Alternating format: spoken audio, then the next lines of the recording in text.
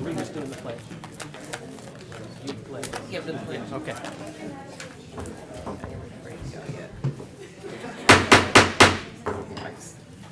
Good evening and welcome to the Spalding County Board of Commissioners Extraordinary Session. It is Monday, September 18th at approximately 6 p.m.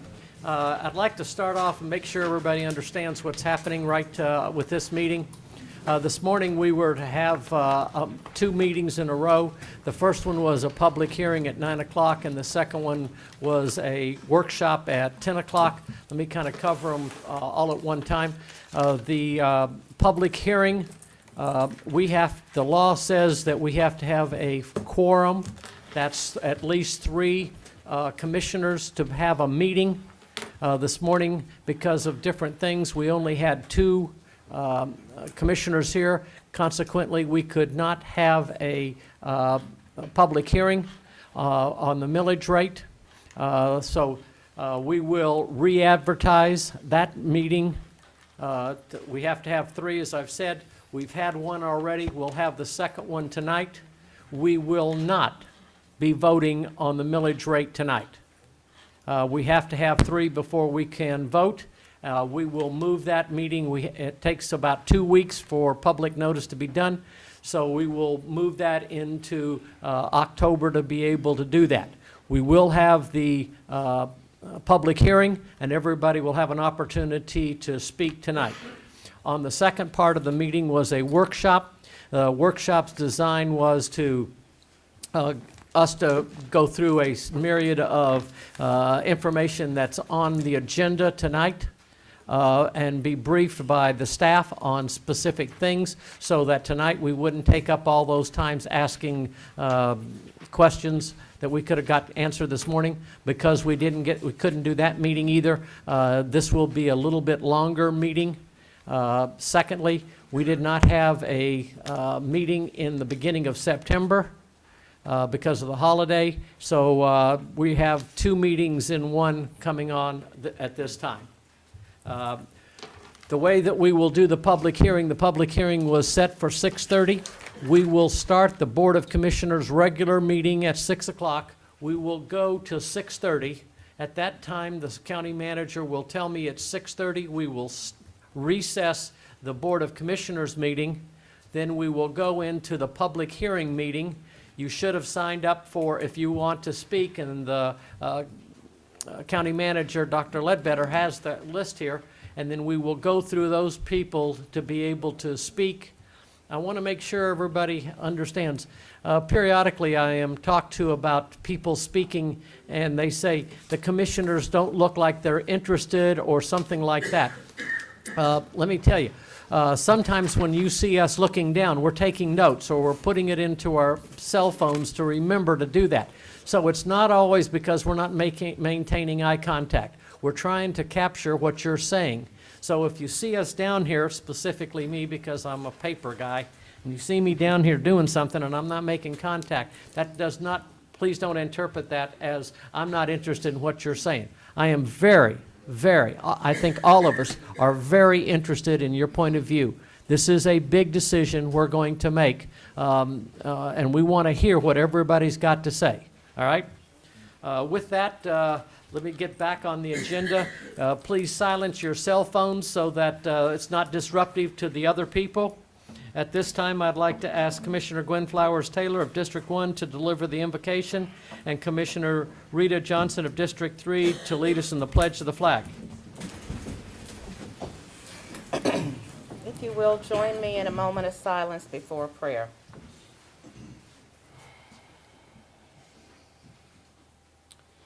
Father God, I come here this evening asking for your blessings and continued thanksgiving for allowing us to be here. We thank you, Lord, today for the fresh air we breathe, the clean water we drink, the safe streets and roads that we drive down, and we just know, Lord, that we're not deserving, but you managed to make those things happen. What I really need, Lord, is for you to be in this room tonight. Help us to understand each other. Help us to have solutions that are going to meet the needs of the citizens in Spalding County. And these things, Lord, we ask in the name of your Son, who is the mighty King. Amen. Amen. If you would please face the flag and do the pledge. I pledge allegiance to the flag of the United States of America and to the republic for which it stands, one nation, under God, indivisible, with liberty and justice for all. Thank you.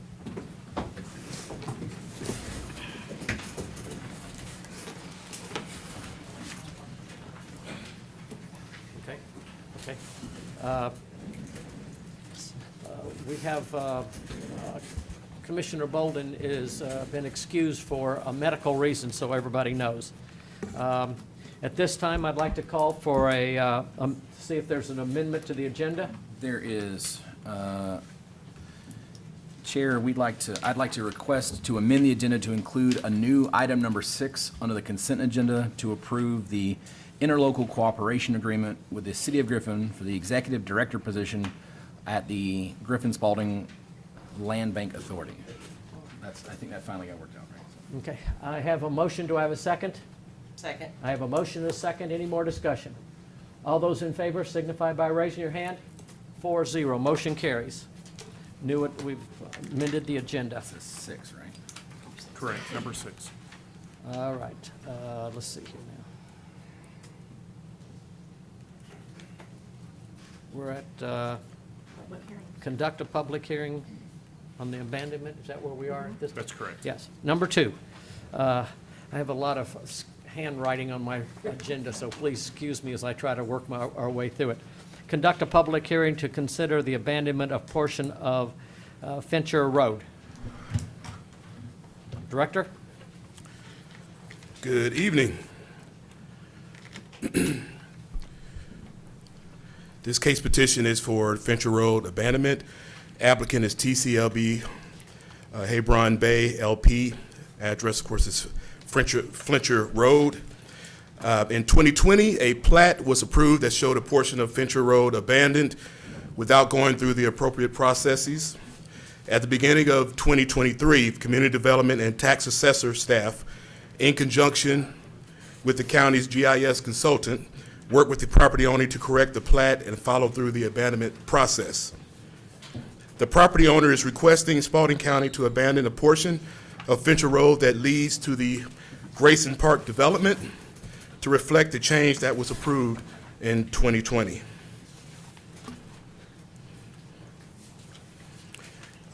Just a few comments from our departmental staff. Public Works, their comments were stated that there will be no impact on their maintenance operations on Fincher Road as it is a dirt road. As for their budget, there will be no minimal savings as there is minimal maintenance required on the road. Sheriff's Office, no impact on their operations and services. Fire Department, no impact on their service area as long as the residents at 74 Fincher Road is not impacted. Water Authority, their comments, there will be no impact to Spalding County, Water Authority service area or budget as there are no water mains located on that road. Final staff recommendation is for approval for the abandonment of that portion of Fincher Road as referenced in the abandonment exhibit for Spalding County, July 4th, 2023 plat submitted by Gannon Survey. Okay. Can I have a motion to go into public hearing? A motion to go into public hearing. Can I have a second? Second. I have a motion and a second. Any discussion? All those in favor signify by raising your hand. 4-0. We're now in public hearing. Anybody to come and speak on this issue? No, sir, no one is signed up for the discussion this evening for Fincher Johnson Road. Okay. Do I have a motion to close public hearing? Motion to close public hearing. And do I have a second? Any discussion? All those in favor signify by raising your hand. 4-0. Thank you. Ms. Gwynn, did you have a comment? I wanted to ask a question. The backside of Fincher Road, which is actually parallel to 155, obviously someone has maintained it. Is that something that we have scraped or gravelled? Yes, ma'am, in the past, we have performed maintenance on that road. Okay, so I guess my confusion is the roads within that, I guess, that are in Grayson Park.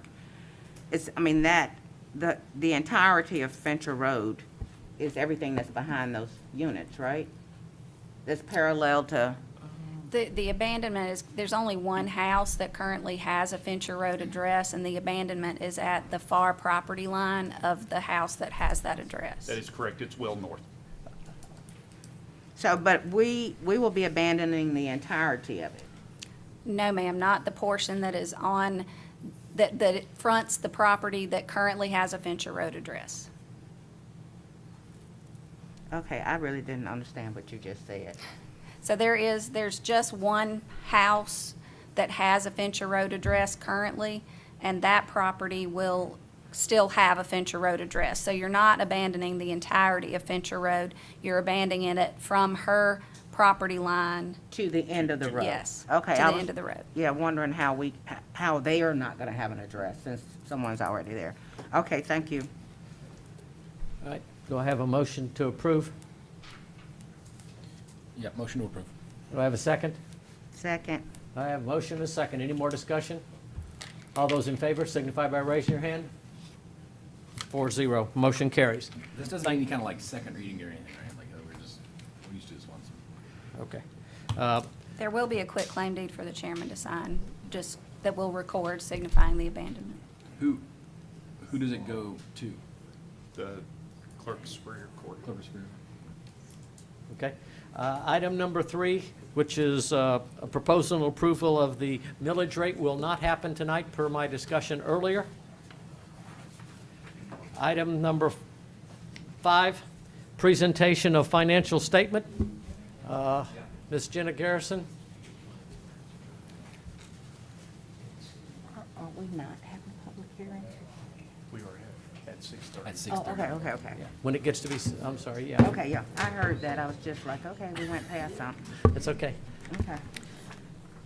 I'll be happy to try and answer any questions you might have. I have a question, Ms. Garrison. So the fact that we're actually moving the public hearing to October, how's that gonna affect with the tax bills going out to our budget? Tax bills will go out later, tax bills will be due later. Okay. Money will start coming in later, Okay, so it will still put us within this calendar year? Not necessarily. depending on, When it's I guess approved. if we get them out by October the 15th, they'll be due December the 15th. Okay. Or It January. just, it's Okay. dependent on when the tax bills are due. Okay. I don't have any questions. Yes. You got a motion? Yes, I would like to make a motion to accept the financial report as presented. Second. I have a motion and a second. Any discussion? All those in favor signify by raising your hand. 4-0, motion carries. Thank you, Director. Item number 6, presentation and proclamations. Presentation of a 30-year award to Ms. Jill Cruz. It's my honor to be here tonight to present a 30-year service award to Jill Cruz. She is one of my employees in finance. She started working for Spalding County in August of '93 with the Sheriff's Department. She was a jailer, well, she worked in the jail, and then she went to court services, and then she worked in warrants. And after that, she moved to the clerk of court's office for about 5 years. And then I was able to persuade her to come to finance.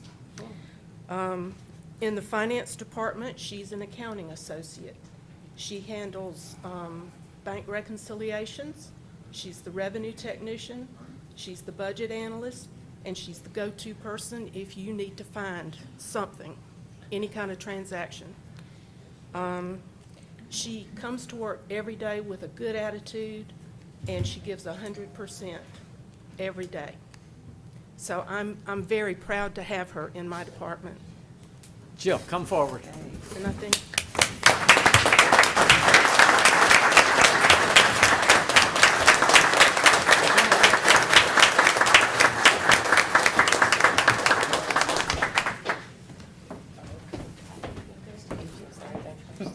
Kelly, if you and Katie would come up also, I've got 2 other of my employees from finance.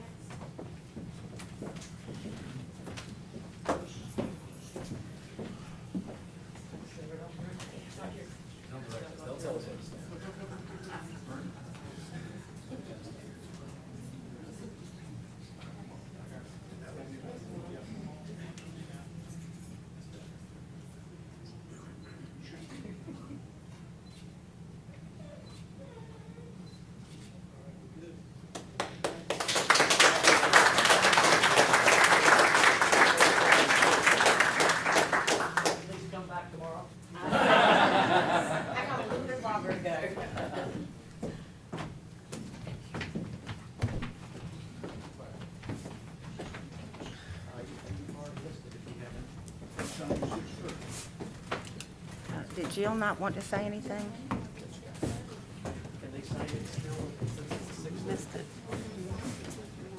Mr. Chairman, did Jill want to say anything? No, she did not. Okay. She definitely did. Okay. Okay, yes, thank you. If y'all, there's a pen back on the table back there, if y'all want to sign it. Thank you.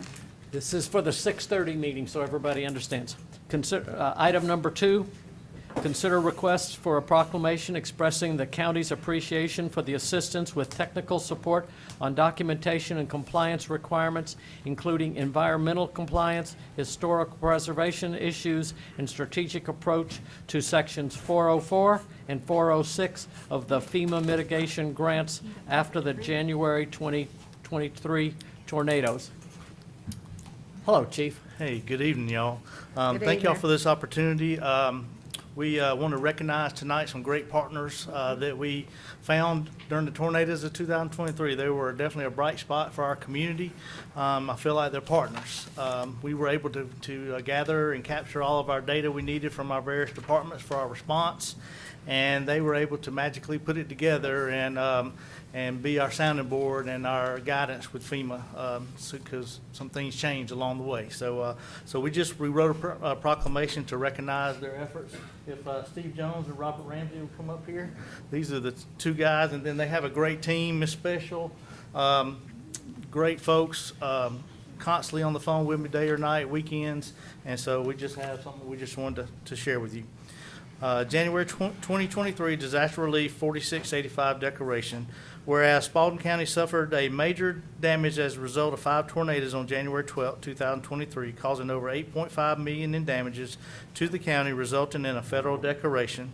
And whereas Spalding County began taking steps to recover from the disaster by contracting with Steve Jones and Goodwin Mills and Kaywood LLC to provide management, administrative, and legal support of program activities as needed to recover costs under the Federal Emergency Management Agency, FEMA's recovery programs, and assist with project development. And whereas the goal to work with county was to identify eligibility and track costs that are eligible for reimbursement for the Spalding County Board of Commissioners, attend applicant briefings, kickoff meetings, site visits with FEMA and state representatives, review procurement procedures for the compliance with federal, state, and local procurement regulations, and provide guidance with all document reporting requirements. And whereas the continued goal was to prepare and coordinate the development of summaries of documentation to support project worksheets and versions submitted for the county to assist the county in responding to FEMA document requests and questions. And whereas Steve Jones and GMC provided technical support on documentations and compliance requirements, including environmental issues, historical preservation issues, and strategic approaches to Section 404 and 406 mitigation grants. And whereas they provided strategic assistance to address unique needs that are not satisfied by routine disaster assistance program and assist with FEMA reimbursement. Now therefore it be resolved, I, Clay Davis, Chairperson of the Spalding County Board of Commissioners, do hereby issue our thanks to GMC for their professionalism and expertise during Spalding County's time of need. And so thank you so much to these two guys right here.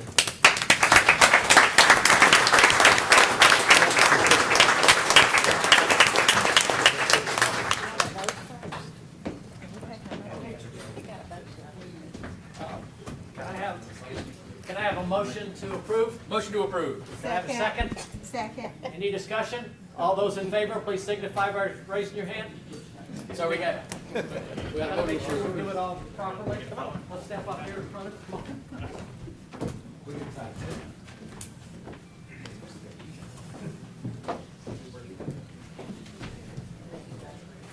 Step up right here.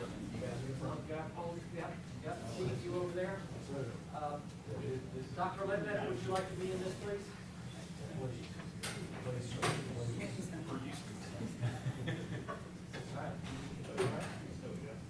Everybody here?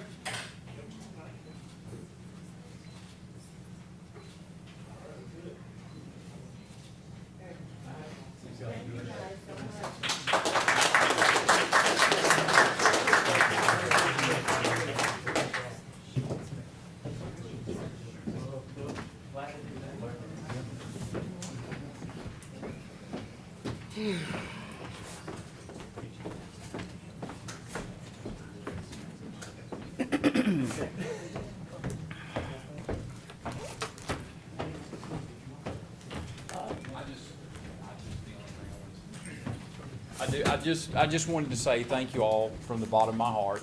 It's been my honor and privilege to work with such a great, fantastic group of people in your departments. The team, GMC has a fantastic DR team led by an incredible guy, Robert. And so, but anyway, thank you so much. Thank you. Thank you.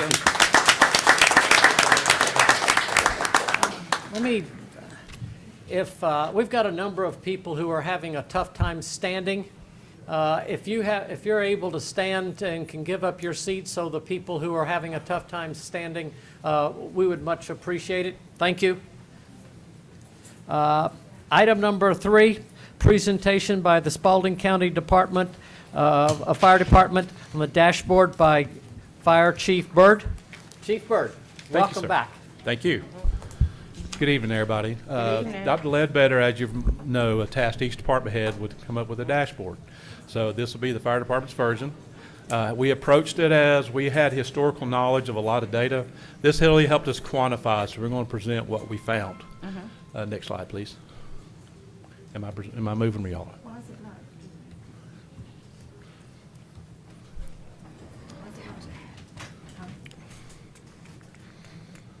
I don't know.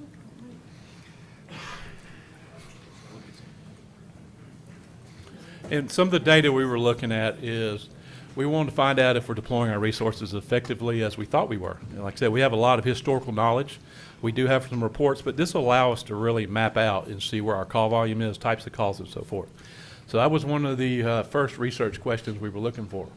We also were going to look for gaps in service. Is there any areas that we are not meeting the needs of our citizens? And lastly, we also want to project any increases of service requests. In other words, how is our call volume looking? Next.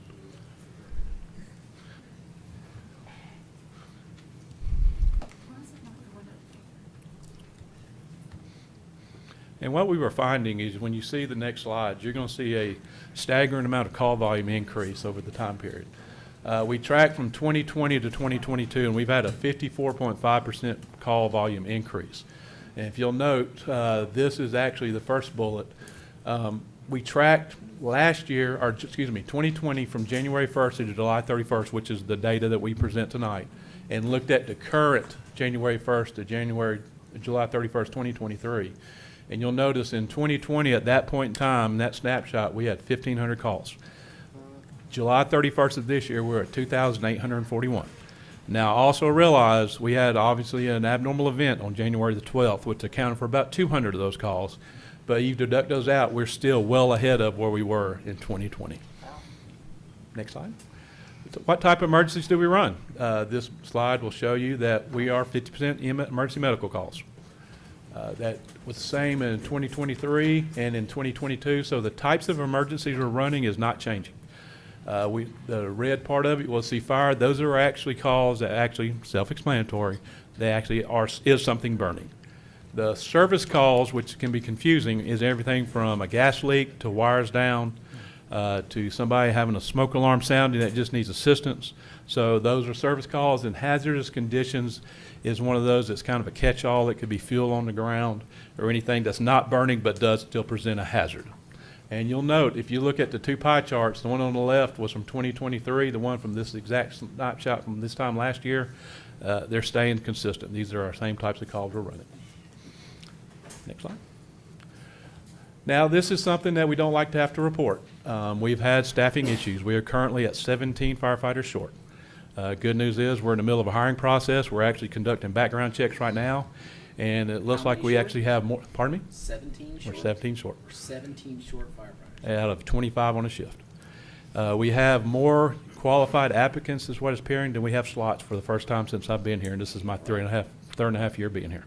So we're excited about it, and we have a couple of certified in the mix. Some statistics we don't like.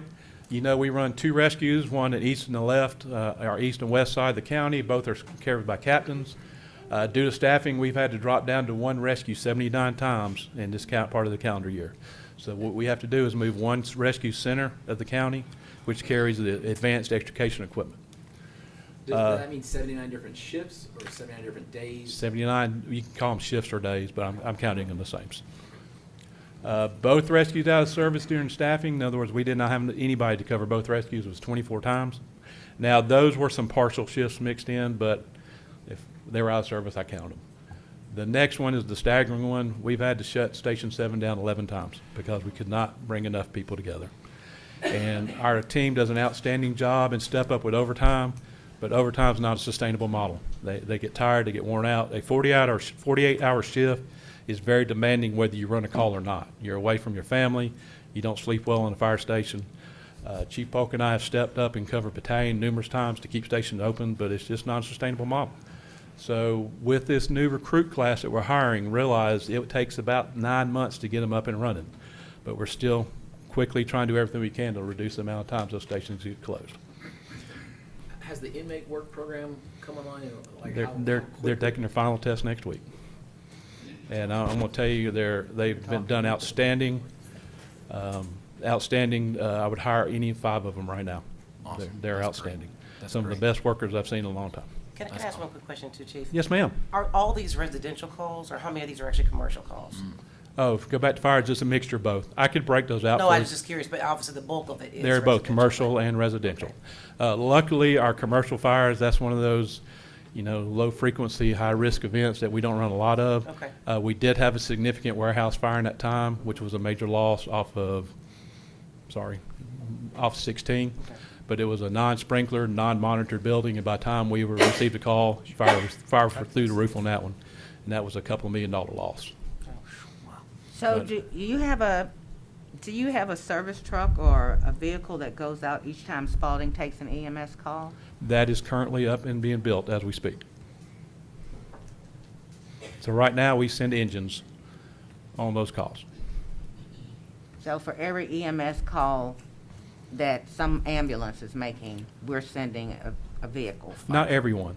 It is a priority type call: chest pains, difficulty breathing, suicide attempts, cardiac arrest, stroke, those type of calls we send so we can assist. EMS holding is another time where they just do not have enough ambulances in service and we have to respond in place. Okay. Thank you. And the service truck, we're hoping that EMS truck will be available by November 1st, is the way that everything's looking, is lining up. I'm sorry, would you go back one more slide? Now, the last one, I hope to not ever report again, but thanks to you, because y'all have provided us with new engines that are going to be delivered in January and probably in service in February. But there's 15 times this year that we ran out of engines and we had to put 2 rescues in place as an engine. So hopefully you will never see that bullet again. Next slide. Personnel retention is a problem in the fire service nationwide. I stay very much up to speed with what's happening in other departments, both in the state and in the country. We're all competing for the same people right now. And when we look at what we've lost, we've had a 37.8% turnover rate in 2.5 years. But the staggering statistic is that one that go to other fire departments, 17.07% of our personnel leaving left to go to another fire department. And when we spoke to them, and these are our younger ones, it's sheer economics. They're going to get a substantial raise. The pensions are changing. But one staggering thing they brought to me, which showed a lot of maturity, we run 2 people on a fire truck. They left at agencies that have 4 people. Currently, you have a 3-year person that may be in charge of a 1-year person at times. It doesn't happen all the time, but there are occurrences, and they just wanted to go to a department where they could ride backwards. There's a little less stress. We did lose people due to retirements, left service altogether. Then, there's always times we have disciplinary reasons. So that's our turnover rate since 2021. Next slide. Now, this will be our graphic that shows the actual dashboard, and we're going to publish this so each one of y'all can see this. Chief, how much longer are you? It's 6:30. I want to, if this is going to be another 5 or 6 minutes, then we'll stop and bring you back. If this is going to be 2 or 3 minutes, we'll. It all depends on how in-depth you want me to cover the dashboard. I can show you real quickly and publish it for you, or we can continue. Which one? Let him finish? No. If it's with the board's approval, we could bring Chief Byrd back Okay. at a later time to show you the dashboard, because I think it would be very beneficial for our community to see the response time for all of our engines and firefighters as we respond to the calls for service. Would that be okay with you, sir? I'm here for the duration. Thank you. All right. Thank you. Thank you for so far. It's now, we're getting ready to go into public hearing. We will start, Call recess for the first one and then go into it. and so therefore, we're going to call a recess for the BOC, and then we will go back into as we come along. Do we need a vote on that? You need a motion. Do I have a motion to call into call a recess? Motion to recess. I have a second? Second. All right, any discussion? All those in favor signify by raising your hand. 4-0. All right, the Board of Commissioners meeting is in recess. Let's start Motion to with go into- Dr. Ledbetter making presentation. Is that, Okay, you want to, if you don't mind, if you'll call this meeting into session? all right? Motion to go into, Well, we're not quite there yet, because he's gonna make a presentation, so we just gotta start this You other need to meeting. go into it. Yep, Your if meeting you'll in call the meeting into session. Okay. Yeah. Do I have a motion to call the yeah. public? And to adopt the agenda. I'm sorry. All right, do I have a motion to go into public hearing? Mr. Chairman, I move that we go into public hearing. Do I have a second? All right, any discussion? All those in favor signify by raising your hand. 4-0. We're in public hearing at this time. We'll start with Dr. Ledbetter's presentation of what the staff is presenting, and then we will go into public comments. Dr. Ledbetter. Thank you, Mr. Chairman, Board of Commissioners.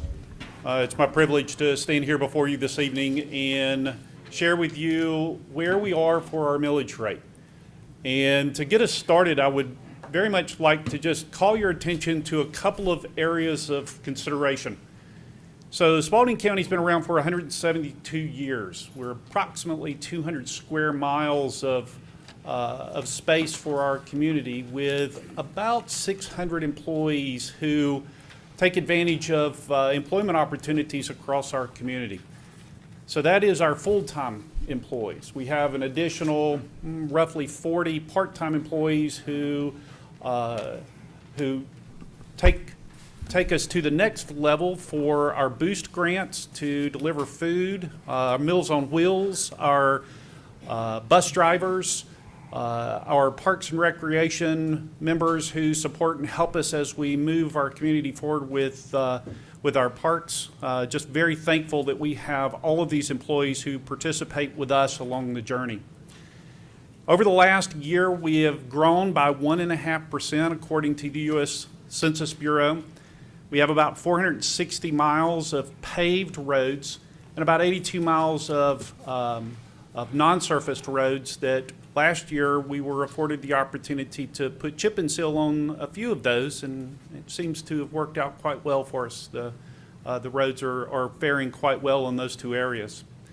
We have 27 projects this year for our T-Splost program. Those 27 projects include 26 resurfacing projects for roads and one for sidewalks at Carver. There's 2 additional sidewalk projects that are under development. That is Spalding and North Hill.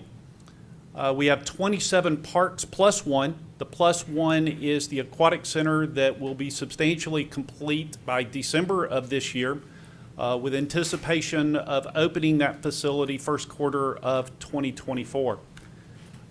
This year we will expend approximately $7 million in our T-Splost program to take care of those roads. And some of the ongoing projects that we have working for us, people continue to be our number one opportunity. As you've just heard from the fire department, we're 17 people short in the fire services area, but overall in the last 2 months, our attrition rate, whether by retirement or by leaving for other employment, has increased from about 57 to this afternoon's count was 106. We're 106 full-time short right now out of the 600. The second position for our ongoing major projects is our T-Splost for taking care of our roads. Pleased to report that we are moving along quite well for our T-Splost program. By the end of this year, we will have approximately 50 miles of roadways that will be resurfaced for us, along with the addition of the thermoplasty for the striping of the roads for safety purposes. The third position that we've got on our major initiatives are for our 2042 comprehensive plan. Staff has been tasked with taking care of our 5-year short-term work plan, and that is the projects that we're working diligently on. We'll be more than happy to share those projects with our community, but please know that they are online and we do keep those projects updated. The fourth position is some of the things that you heard just a second ago from our fire chief about the dashboards and how we're really building in those efficiencies to ensure that we don't have more help than we need to satisfy the requirements that you've asked us to work toward. And then the last position that we've got there is for the grants and the SPLOST projects that we have. There are 2 major projects that are about to be undertaken. One is Ambucks Park and the other is Volunteer Park. Spalding County received roughly $10 million worth of grant funds to upgrade those 2 facilities. And just want to take a second and say thank you to Representative Knight for bringing those funds to us for those upgrades. The other major project, as I've already stated, is our Aquatic Center. It is approximately 75% complete with substantial completion by December of this year. The adopted budget was $121 million. That $121 million accounts for approximately $70 million out of our general fund, and that will be the discussion that we have as we move forward with our comments regarding the millage rate. So as we discussed just a few weeks ago, our millage rate is a burden for us as residents. As a resident of Spalding County, it's a burden for me as well. 82% of our tax money takes care of our revenue requirements, but 58% of our taxes come from our residential community, and that's substantial. If you look around to other counties that are adjoining us, those counties have commercial and industrial businesses that are taking up a fair amount of the requirements for the revenue that supplements the general funds for those other communities. Why is that important? Because it makes a big difference for how we service our community. Georgia Tech did a research study just a few years ago, and they indicated that overall, they look across the country, it costs $1.16 to provide services for residential locations in comparison to only 30 cents for every dollar generated through taxes to take care of our commercial and industrial community. That's a substantial difference. And it really does make a difference for us as taxpayers. So I'll take my county manager hat off for a moment, and I will tell you as a taxpayer, it makes a difference. We need commercial and industrial growth within our community to offset the millage rate and to bring more revenue in to satisfy the requirements that we have for delivering services. This year, the governor provided $950 million worth of property tax relief. That's through the homesteaded tax relief grant. The homesteaded tax relief grant is afforded to those residents who have claimed homestead exemption here in Spalding County. Does it apply to everyone? No, it doesn't apply to everyone. If you are not homesteaded, you are not eligible for that homesteaded tax relief grant. Does it apply for more than just the county M&O? Yes, it applies for the county M&O, the school board M&O, and for the city taxes as well. So there are 3 positions, and I'll show an example here in just a second of that. So let's take a look at what a typical tax bill is going to look like this year. This is my tax bill. So if you look at my tax bill, my property is valued at $303,347, and my property is at $60,000 valuation on a 0.14 acre. So my county M&O taxes are, and I want to preface this because it takes a little bit of education to understand where the tax dollars come from. It shows a millage rate of 21.938 with a gross tax of $3,144.57. The homesteaded tax relief grant credit is $394.89 for that property with a net tax of $2359.62. You're going to say the math doesn't equal. You're exactly right. It doesn't, because the county sales tax credit is the rollback. It's 3.122 as the rollback. So if we are presenting a millage rate, a proposed millage rate of 18.826, 21.938 minus 3.112 is 18.826.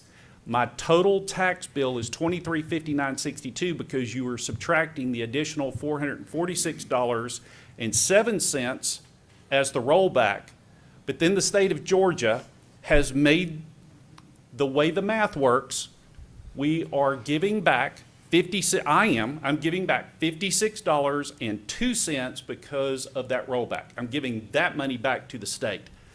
The math drives me nuts, and I'm sure it drives everybody nuts. But that is how the tax bill is presented from the state.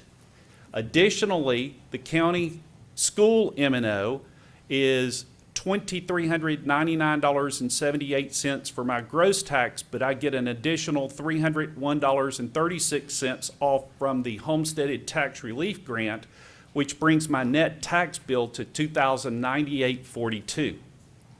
My fire district tax is $506.07. There's no homesteaded relief tax grant for fire district tax. So my fire district tax is $506.07.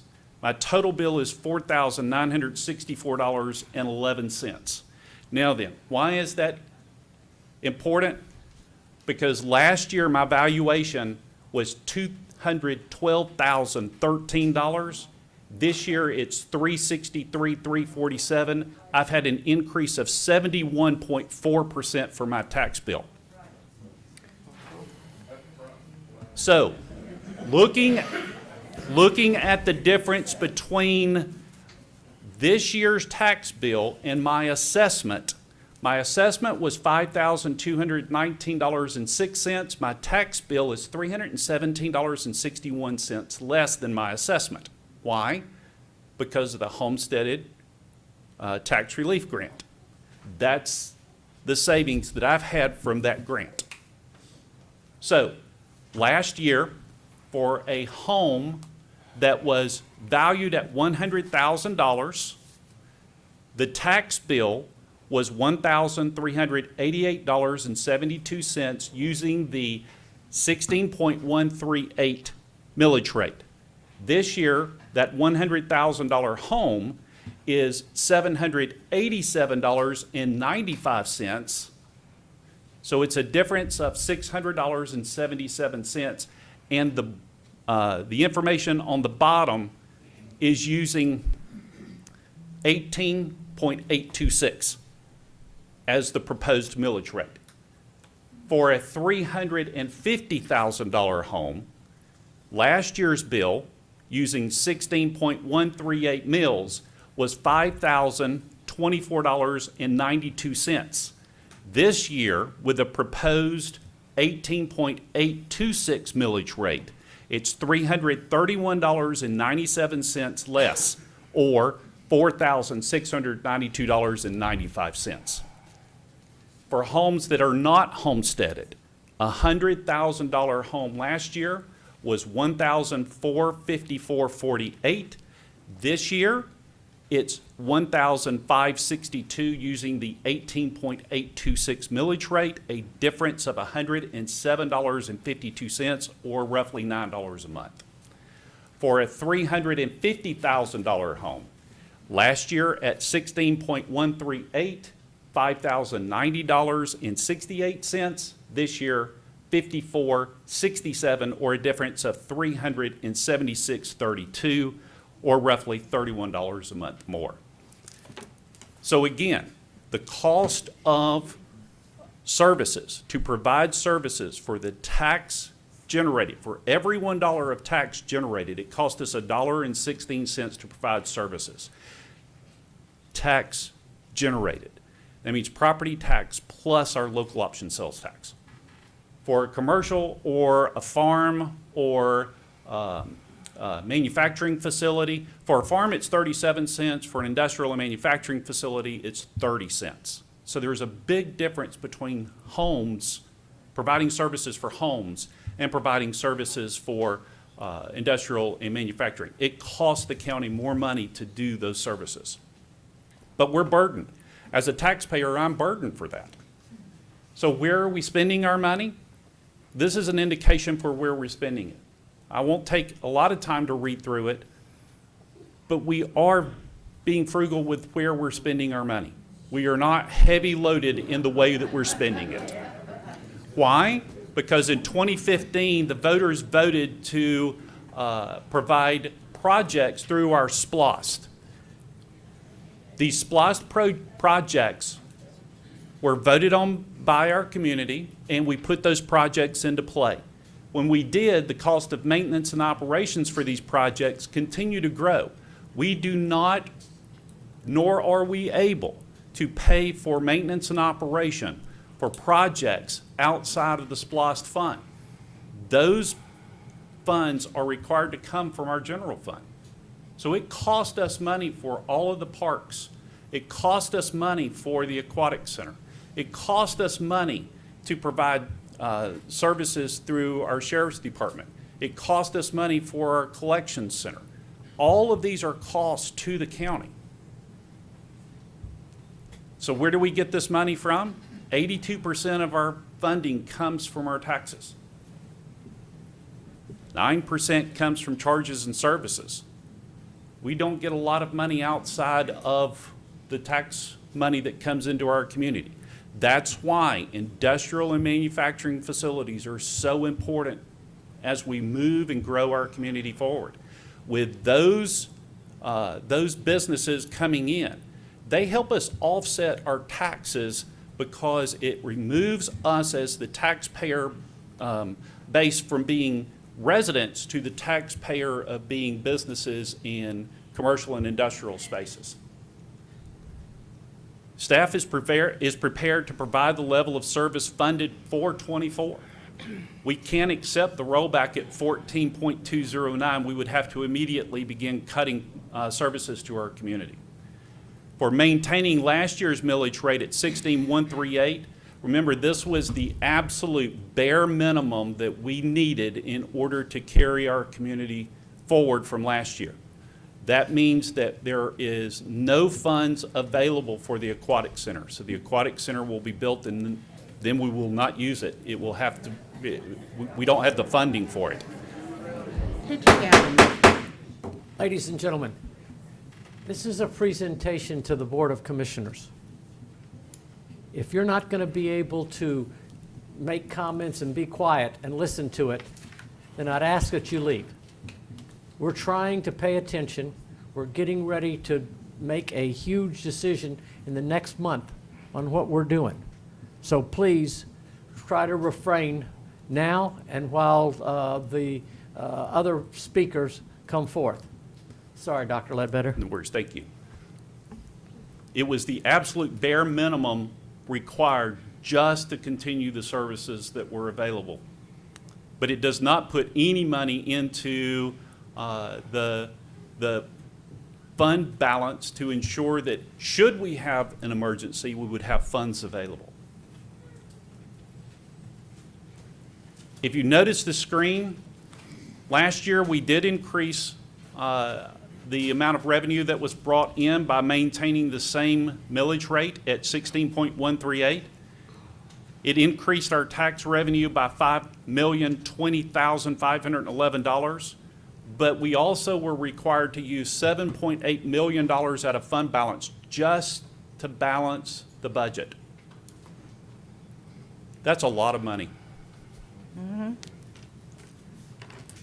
This year, maintaining the same millage rate requires that we use $6.661 million just to balance the budget. We don't have it. So the comment was, get it from FEMA. So we did receive $3.9 million for the first tranche. That gave us a total of $4 million sitting in our fund balance. That's all the money that we have sitting in savings. So it will impact our bond rating, and we will have no money set aside for any emergency or any contingency that comes up. One of the contingencies that has come up since we approved the adopted budget was the chiller across the street at the courthouse. It is the original chiller that was placed in the building circa 1983. It has died. It is a $200,000 repair to replace that particular piece of equipment, and there is a 44-week lead time on that piece of equipment. So it's tough, because we are making decisions on a daily basis, not on a weekly basis, about where the cash goes. And we are extremely low on cash. Additionally, again, we did not put any monies into the fiscal '24 budget for the M&O for the Aquatic Center. You just heard from Chief Polk with respect to losing firefighters to other agencies. Our other departments are losing employees as well because of changes in our economic situation across our county and our country. We provided a 2% raise to our employees, and that was all inclusive. That included cost of living and raises. The Social Security Administration provided a little over an 8% increase this year for Social Security, and we gave our employees 2%. They're struggling, and unfortunately, they're looking. Dedicated funds to increase our fund balance. Yes, GMA did give us the $3.9 million, and that $3.9 million affords us the opportunity to have approximately 15 days of operating capital sitting in our fund balance. But should we have another weather event or any type of emergency, that $3.9 million will be very, very limited in how far we can go. Our Code of Ordinance affords us the opportunity to take a tax anticipation loan, but the way that the ordinance is written, we must repay that loan before December 31st each year. So it's really interesting that if we don't have money set aside in a savings account, just like we would at home, we stand a chance of struggling every time we have a weather event come through, and God forbid we should have another weather event like we did on January the 12th. Additionally, T-Splosh work is going quite well. Again, we will have approximately 50 miles of roads by the end of this year paved. Funding to support road work outside of T-Splosh is limited, reducing the work performance on the dirt roads and filling in our potholes, and I'm sure that each of us get phone calls on a daily basis with respect to potholes across our community and dirt road issues. Again, the chiller at the courthouse, $200,000 for replacement and a 44-week lead time. The collection centers or recycle centers, please forgive me, the recycle centers were minimally funded for this year. Just after the budget was approved, one of the transport trucks that carries the roll-off bed back and forth between our recycle centers and the collection center for the city suffered a major engine failure. That's a $20,000 repair, because this is a Mercedes truck that was purchased many years ago, and it's unfunded and not budgeted. Animal care and control, we are currently operating 2 shelters right now. Last month, we had an incident where one of our neighbors had 55 animals inside of the house, and it became a court case. The court required that we put those animals into quarantine, and we did not have the adequate space in the new shelter because it was at 95% capacity. So now we are operating 2 shelters with 1 staff, and we're operating both shelters 7 days a week in order to satisfy the needs of that court case. Again, the recommendation from staff is that we operate with an 18.826 millage rate. This is our legal notice that was placed in the paper with respect to the $100,000 home, and I believe I've already covered that piece of it. We would encourage our community to go on our website, and if you have not signed up for homestead exemption, please do so. It will not be valid for this year. It will be valid for next year, but please go and visit with the tax commissioner's office and sign up for homestead exemption. With that, I would entertain any questions. Questions from commissioners at this time? How many new positions did we add in this year's budget? We added 1 position for the replacement of the director of finance, so that there would be adequate time for the transition between those 2 individuals. And that's because our director of finance is retiring That is mid-year correct. this year, right? That is correct. So how many positions are we losing this year? I mean, it'll be hers, obviously. I mean, I can tell you what the attrition rate right now is. As of today, we're 106 people down. wow. Can I make more, just going to verify some percentages that you actually gave? So if I'm clear, there's 82% of the taxes that we actually have are being shared by 56% of the residents? Is that correct? That's correct. Okay. Commissioner Gwenflower Saylor, any questions? Any more questions for them? All right, Thank you, commissioners. thank you. Thank you, Steve. All right, make sure everybody understands the rules for speaking. Speakers must sign up prior to the meeting, provide their names, addresses, and the topic they wish to discuss. Speakers must direct your comments to the board, not to individual members or to the audience.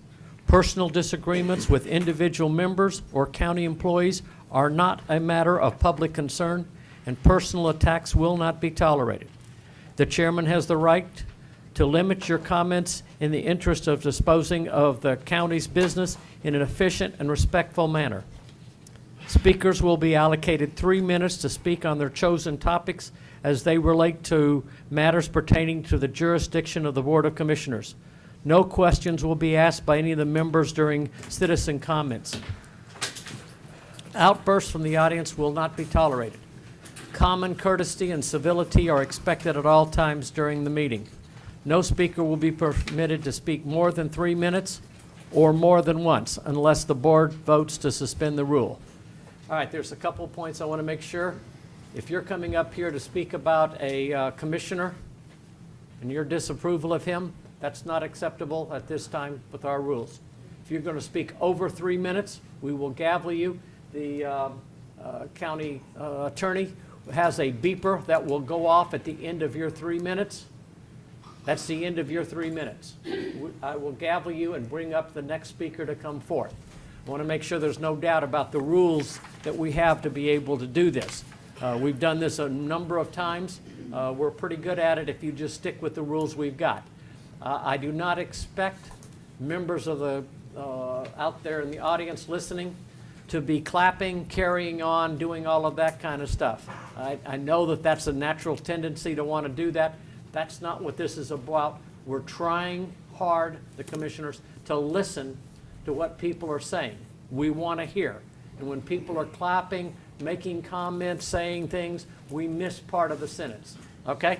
With that, Dr. Ledbetter. Mr. David Dunn.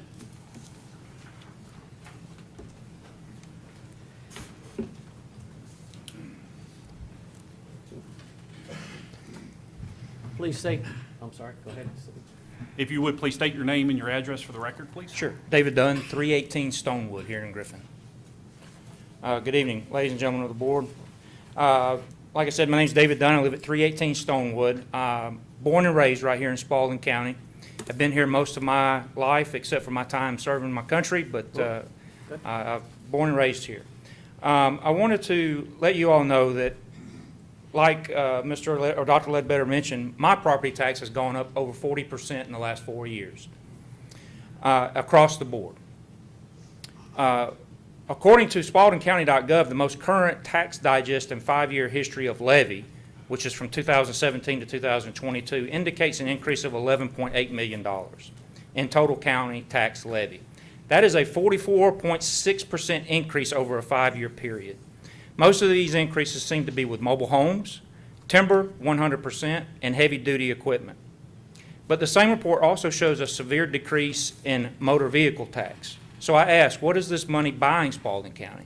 Why the severe drop in motor vehicle tax? And what is timber 100%? Lastly, this report mentions that we are under yet another general fund property tax increase of 10.84% over the current rollback millage rate of 3.58, which would be 1.578 mills for a total of 16.138 mills, which is where we're at. Why? Are we using that to buy heavy equipment? Are we buying timber? It also states that without this tentative tax increase, the millage rate would be no higher than 14.56 according to the state of Georgia. I have a question. Why are we, the citizens, not able to vote on millage rate increases as we are with SPLOST and T-SPLOST? Why are we not able to? Like everyone, my school taxes have also gone up 40%. Why so much of an increase in school tax? Is it for salaries? I mean, the county hasn't built a public school since 2000, 2001 with Spalding High School. I'd like to talk about millage rate and local economy. I asked the question, what is the reason for the millage rate increase for 2023 and 2024? It's known that we are in a declining economy with rising inflation. Assessed home values do not support the local economy, nor the median home income of the county. The median home income of this county is less than $40,000 a year. However, the median appraised value of a home in Spalding County is over $200,000 a year. That math doesn't add up to me. It is stated that the county assessed 3% of the county to support this millage rate hike. Where is that 3%? Are we looking east, west, north, south of the county? Because we are a very diverse community. The recent tornado disaster impacted the county tremendously, both financially and emotionally. Thank you, sir. Your 3 minutes is up. Next. Patricia Wilson.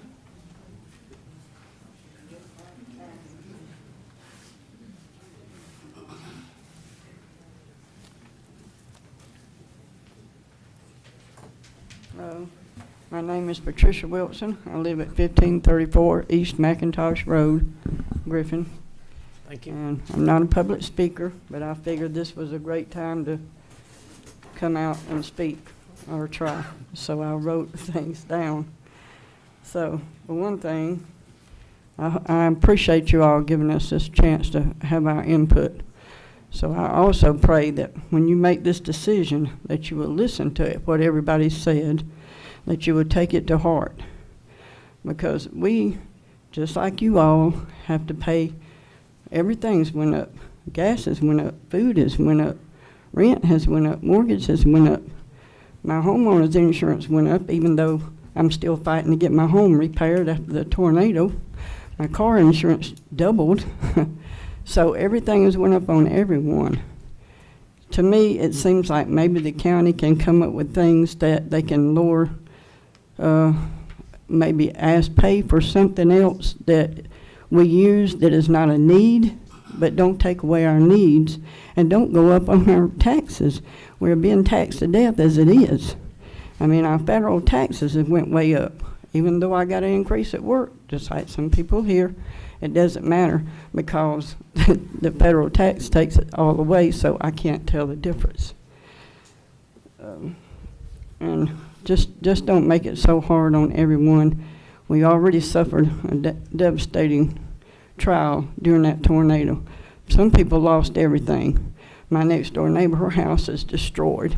It's still sitting the same as it did when the day it happened in January.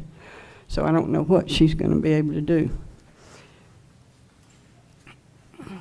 Anyway, I just want you all to think about this and pray about it if you're a praying person. think about the people of this county. And one more thing, Biden will be out of office in 2 years, so things will get better for all of us. Thank you for listening. Thank you, Ms. Wilson. Wesley Smith. Did you find that funny? Come on, y'all, come on, y'all. Wesley Smith.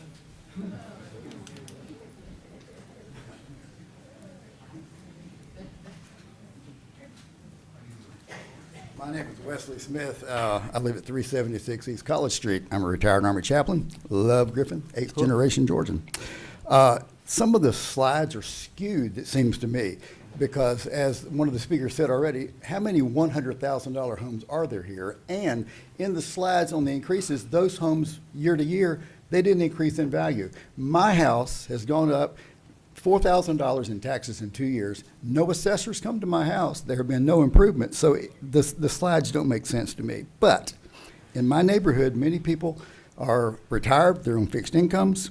We are in the worst economy in years, especially when it comes to basic needs, food, gas, utilities. It's not your fault, but already the city of Griffin has some of the highest utility rates in the state. Groceries have not come down. Inflation is moderated from a high of 14% to about 4 or 5, but inflation on groceries is not. It's 20% higher than it was 2 years ago. So people are struggling. They really are. You know, you say you need more money for the county. The people in this county are struggling for basics, just basics. And I think the county should do what the people in Griffin and Spalding County are doing, figure out ways to cut back in order to make it until things improve. The Aquatic Center is not essential, but meanwhile, many of the citizens in this county are struggling to pay for what is essential. And you have to take that in mind. In our economy right now, things are not improving. So do what the rest of us are doing. Find out ways to cut your costs, eliminate items wherever you can, rather than increase the millage rate.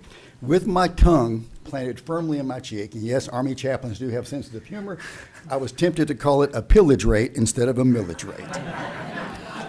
But if you go through with this increase, seriously, it may balance your budget. It's bad financial policy, and it comes off as uncaring. And I don't think you want to be perceived that way. Thanks. Thank you, Mr. Smith. Walton Smith. Walton Smith.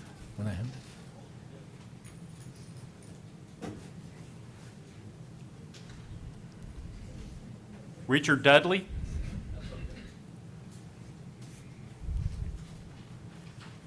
John Heavener.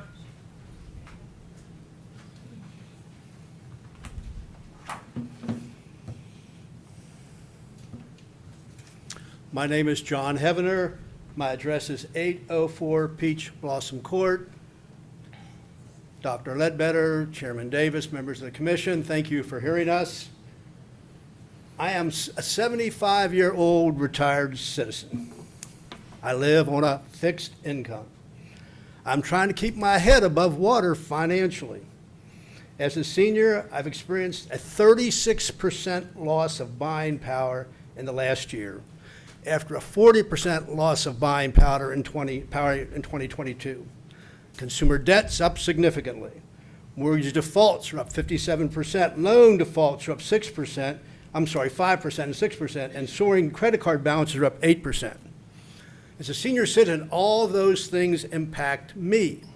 Every year, inflation hits harder and depletes my savings, my debt grows, and my health as a 75-year-old worsens.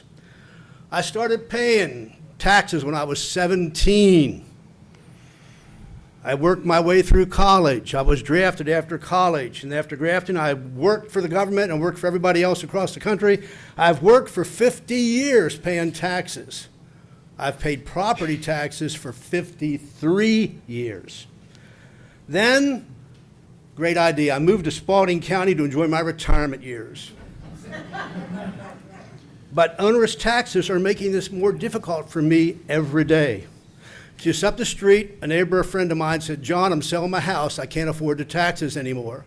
I'm going to look for a county that has less taxes, less school taxes, and less taxes because our taxes are going up here." So I'll be honest with you, I've thought about that. I don't want it to happen. I love my life in Sun City. I love my life in Spalding County. But it could get to the point where I have to give that up. I'm paying more taxes now and higher taxes. You know, Dr. Ledbetter mentioned that we got a big increase in Social Security last year. We got 8.7%, but their indications are we'll get 3.1% next year. But I am 28% behind the cost of living since 2000 in Social Security. So honestly, I've not gained time, I've not gained money, I've lost too, the same way the county's lost. It was a dream of mine to retire in Sun City. And this year I had a shock. I have a small mortgage. A lot of everybody at my age has small mortgages. I have a small one. My escrow account went up $350 a month. Think about that. That's a lot of money. I'm already paying a small amount of mortgage, but it's nearly double to pay for my taxes from last year. That's hard. There's an old saying, final straw breaks the camel's back. And I think we're getting close to that in Spalding County. Thank you, Mr. Hefner. I wanted to say one thing. It's Social Security check. I'm already spending 2 of them. I don't want to have to spend a 3rd one for taxes. Larry Epps. Good evening, folks. My name's Larry Epps. I live at 147 Jasper Court. I wanted to do some reviewing of counties around us. So I looked at the 2022 Georgia County ad valorem tax digest of millage rates. I looked at Butts, Coweta, Fayette, Henry, Lamar, Newton, Pike, and Spalding. The average millage rate in Georgia is 30%. The other 6 of these 8 stay under the 30% as their final millage rate. The only one that's higher is Henry County. The rates run anywhere between 5.28 for Coweta up to 11.005 for Lamar County, Pike County 11.986, Butts County 11.959%. We're Spalding County. We're the highest one at 16.138%. Dr. Ledbetter showed a clip that showed that last year it was 36%. All those other counties except Henry were less than we were. We were Henry's not really a fair comparison because they've had a lot of growth in the last few years. So then I looked at, okay, based on a $430,000 appraised home value, in Spalding County, our taxes for that would be $5,074. The state of Georgia average for a $430,000 appraised house would be $3,483. National average would be $4,257. Pike County, $4,386 on a $430,000 assessment. Butts County, $4,085, and Henry County, $5,719. The only fallacy with one of the slides that was shown is that you showed, all right, $100,000 house last year, $100,000 house this year, $350,000 last year, $350. Last year, mine was assessed at $342,000. This year, it's assessed at $415,000. That's a $72,000 increase. So when you do the math with it being the same from year to year, the problem is they're not being assessed the same year to year. And they're not based on what sales are, and that really doesn't matter because my house is not for sale. The definition of fair market value is what a willing buyer is willing to pay a willing seller. My house isn't for sale. I just moved in it 2 years ago. I don't intend to move out of it. So when they want to assess it so much higher, enough said. Thank you Mr. very Epps. much. Walt Howard. My name is Walter Howard. I live at 856 Beloy Road. I've been a member of this community since 1986. I know I'm one of the younger people that are in the room. I was 5 years old when I moved to Spalding County. My mom purchased my house in 2009 because I couldn't afford to purchase it. I finally got it in my name last year. Paid the taxes on it every year. Last year I paid $1,600 for taxes with non-homestead exemption. I got the proposed bill for the exact same number, valued at the exact same price with homestead. Numbers don't match. It's supposed to be decrease in tax when you have homestead. Not the same. Let me rephrase that. It was 15 last year, it went to 16 on the appraised. And back when we moved here, there was a lot of the services that we paid for with our taxes then.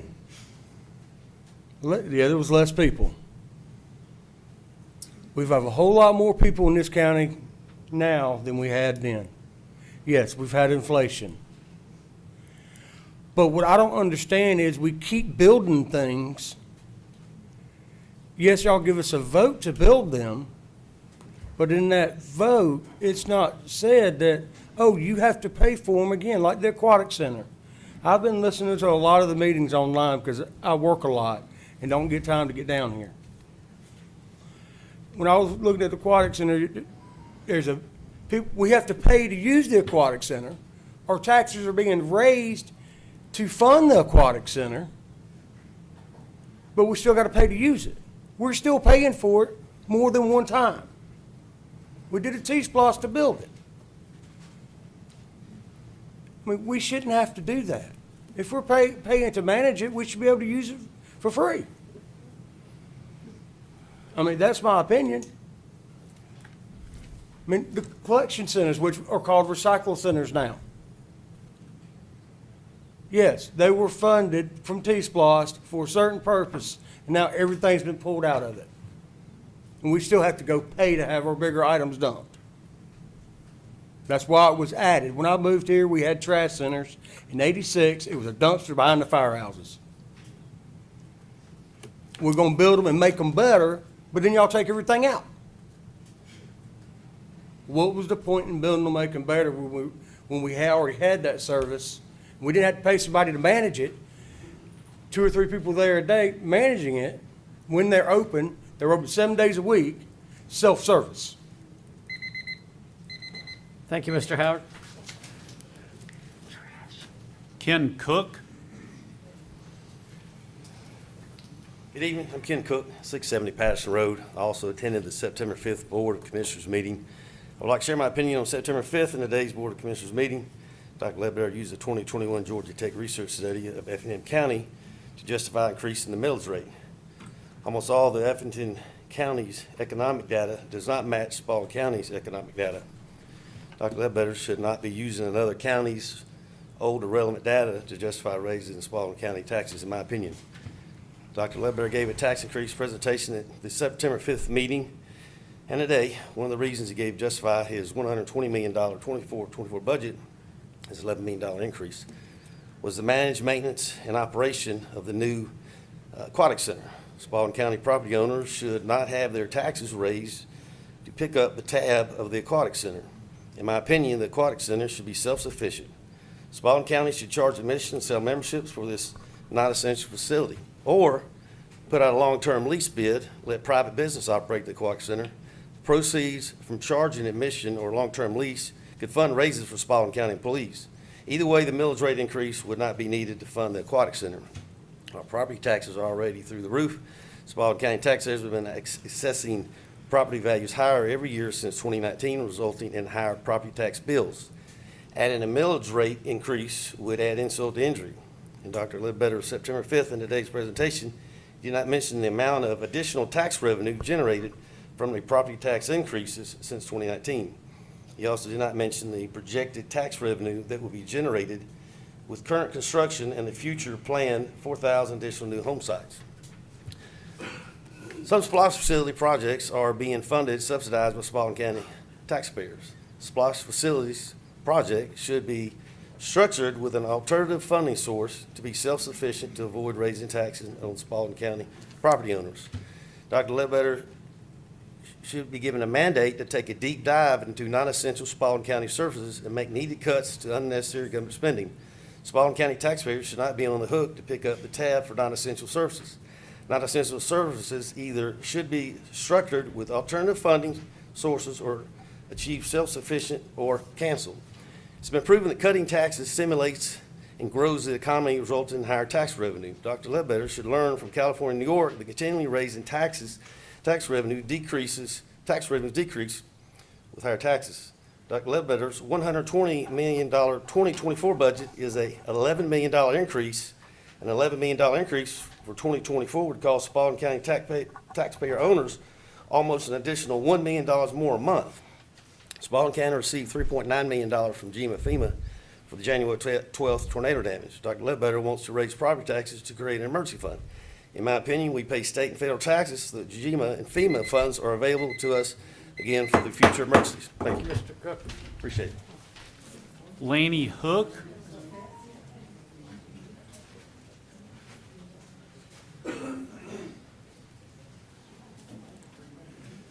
148 McKinley Drive, Griffin, Georgia, Spalding County.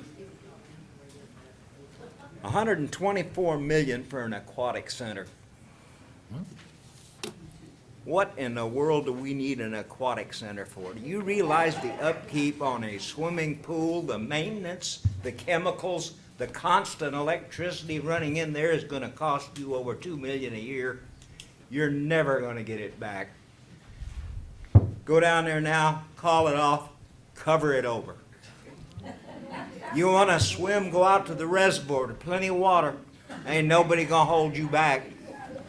We don't need any more sports heroes. What we need is some common sense and direction, and I ain't seen any of it coming off you. Excuse my French, and I'm out of here. Thank you, Mr. Hook. Picola White. I don't know. What was that name again? Paula? Picola White.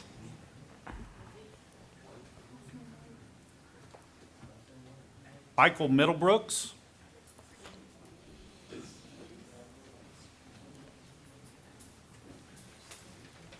Ladies and gentlemen, hello again. I'm Mike Middlebrooks, 1108 Maple Drive.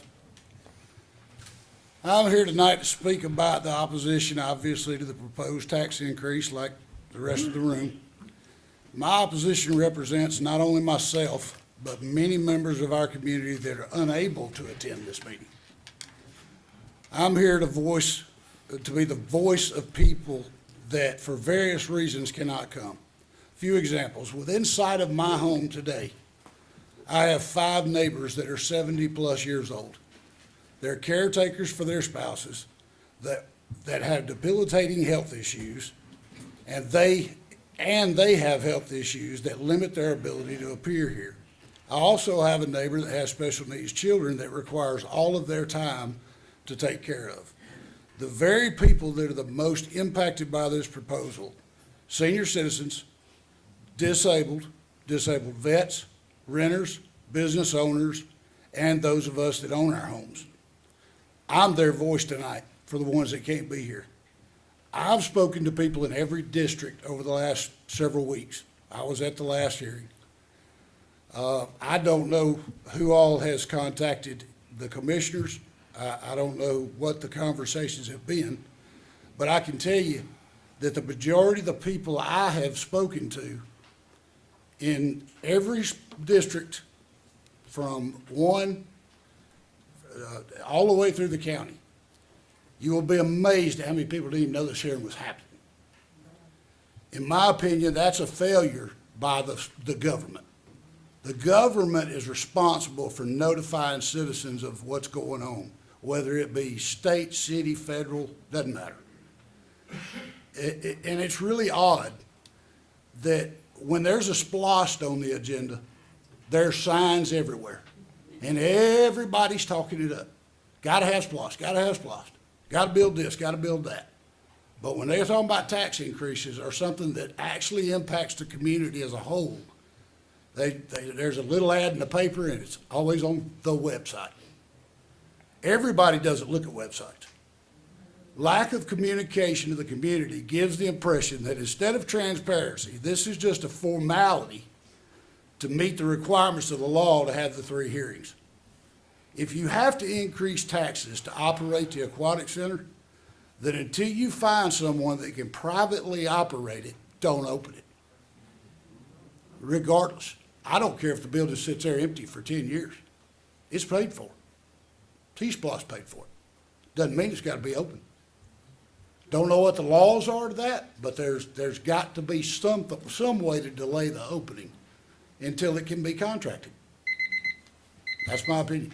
Thank you. Mr. Middleton. Deborah Ward.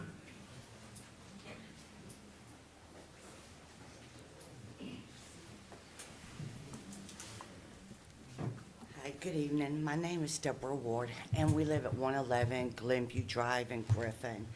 And we moved here in 2017 and enjoy our home and our neighborhood.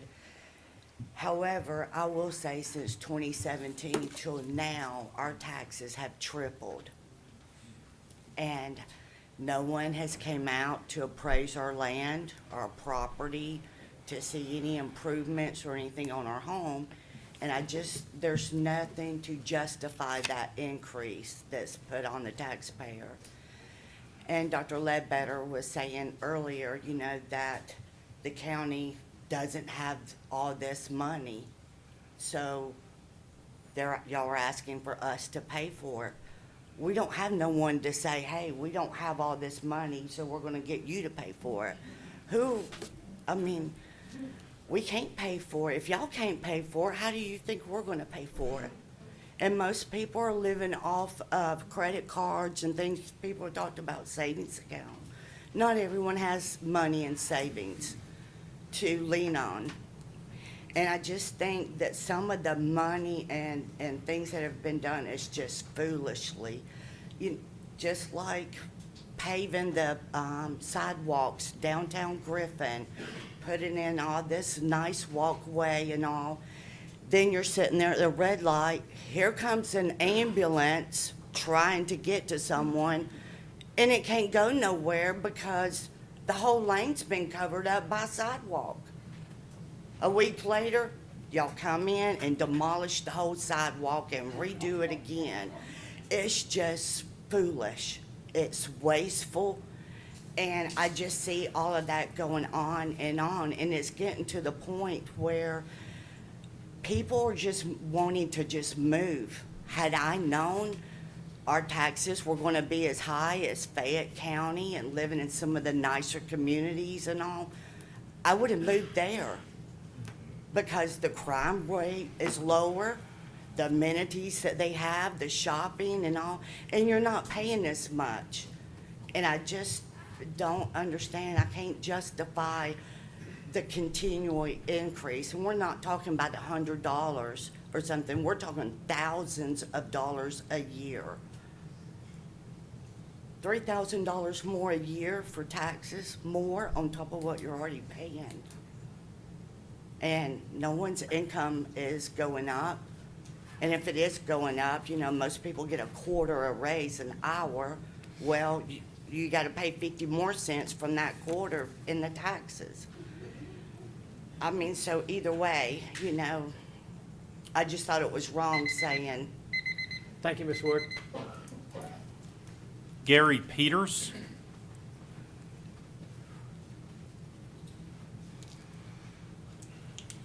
Yeah, good evening. Gary Peters, 442 Tallulah Drive in Griffin.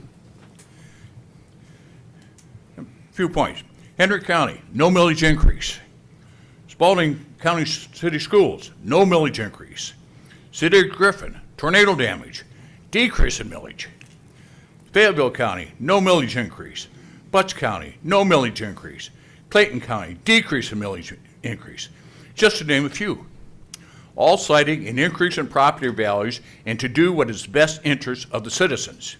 Now, Spalding County wants to increase the property taxes by 40.99% over the last year. What's wrong with this picture? Sounds like to me that someone has to learn how to manage their resources. According to the tax digest of Spalding County, if Spalding County kept the same millage rate of 16.138, they would take an additional $7 million in over last year, which would be $41.5 million. That is very close to the approved budget. Why a tax increase? You are getting a 20.86% increase over last year, and now you want to double it? Your budget's met. You as commissioners were voted by the citizens of your district to represent them in their needs. I would bet any one of you that if you put this millage increase to a vote, it would not pass in any one of your districts. I discovered that Spalding County is trying to use the HDRG credit of $18,000 off the taxable value of your bill, $250 to $290, questionable, as a way to increase your millage rate and therefore showing the taxpayers that there is a very little increase in tax increase. This credit from the state was meant for the taxpayers in these hard times. By doing this, Spalding County gets an increase in the millage rate and gets the HDR credit back from the state. All the taxpayers get is an increase in their taxes. By trying to cover up this credit is deceitful, wrong, unethical, and as far as I'm concerned, stealing from the taxpayers. I'm sure that Governor Kemp did not mean for this to happen. This credit is only good for this year, and we will not get it next year, just higher taxes. You, Spalding County, submitted a budget and it was approved, so live with it. We have to live with a huge increase in our taxes. If you want more revenue, then figure out how to get more people and industry into the county. By increasing the millage rate, you are pricing yourself right out of business. Thank you. Thank you, Mr. Peters. Maurice Passanant.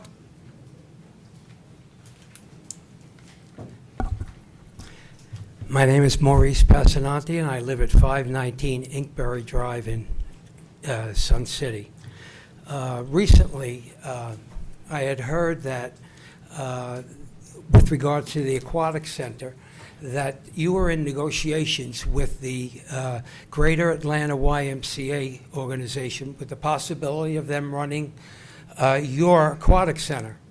Now, I happen to work over there. I'm a lifeguard and swim instructor in Noonan, and I am not coming here as a representative of the Y. I'm coming as an independent person that has a background in aquatics since I was 15 years of age. That organization, the Greater Atlanta YMCA organization, is comprised of about 15 different YMCAs all over Atlanta, in the Atlanta area. They have the power to purchase products as a group, as compared to this organization maybe purchasing products as an individual. Chemicals have gone up over 120%. Chlorine, soda ash, diatomaceous earth, muriatic acid, chlorine, all gone up. Their powers that they can purchase on as a group can give you a better opportunity to buy. When I asked a couple weeks ago, when I was back from New Jersey, about where we were with the negotiations, they told me at the Y that the county decided to try it on their own. Try it on their own. Okay. This is what I was told. Again, I'm only speaking from my information. You want to try it on your own? We have 47 lifeguards at the Noonan Y. 4-hour shifts, 16 hours a day, guarding the patrons that are there. We have 3 private high schools that come in and rent the facilities. We have 5 levels of swim team that represent the Y itself. Excuse me, I'm losing my voice. The lifeguard situation, if you pick up a paper anywhere, you'll know that it's very hard to find lifeguards, qualified lifeguards. It's not an easy task to go through the process. I've gone through it. I've gone through it for years. But I'm a swimmer, and I've always been a swimmer, so it's easy. The management, Erin Height, who runs the aquatic program. Oh, thank you. Good time. Thank you, sir. Come on, he should finish. You good? Brittany Beard.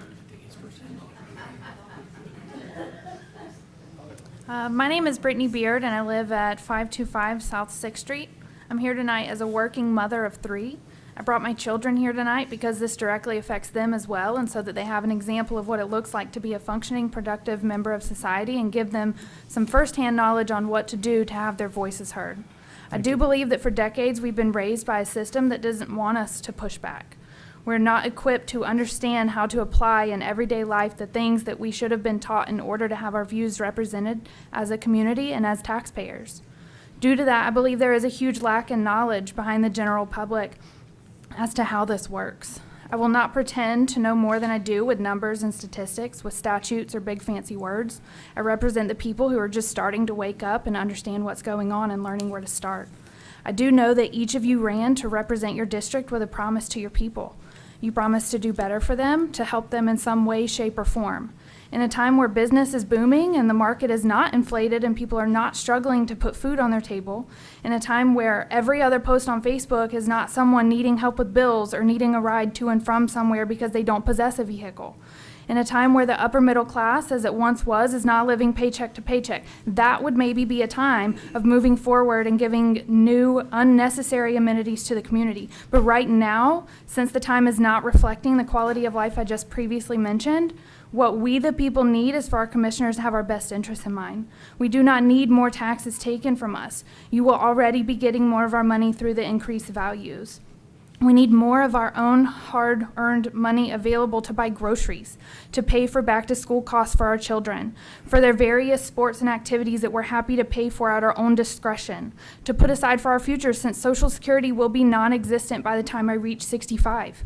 We do not need a taxpayer-funded aquatic center. My children's extracurriculars should not have to be funded by people who do not even have the money to afford a car in this market to even drive to the aquatic center. No matter our class, we have no interest in funding an aquatic center for groups that will most certainly not be staying in the Griffin motels available or pumping money into our county. I do understand that it was previously voted in by the 2015 SPLOST that grossly and negligently miscalculated and underestimated the cost. Even with that disgusting oversight by people who are paid to know better, I still revert back to my comment earlier about the general public's lack of knowledge. If we have to choose, we should have to really push to get fiscally burdensome projects approved and should not have to fight to keep our own hard-earned dollars under our own roofs. I could not imagine having to pay my tax bill if I lived on the median Spalding County income of $28,000 a year. We have to budget week to week to stay afloat, and the bare minimum that you 5 can do is vote to work with the already increased revenue that you will be receiving for the 2024 term due to our inflated property values. We are called by the Lord to give generously and with a cheerful heart. It's not noble if it's not wanted to give. Tyler Beard.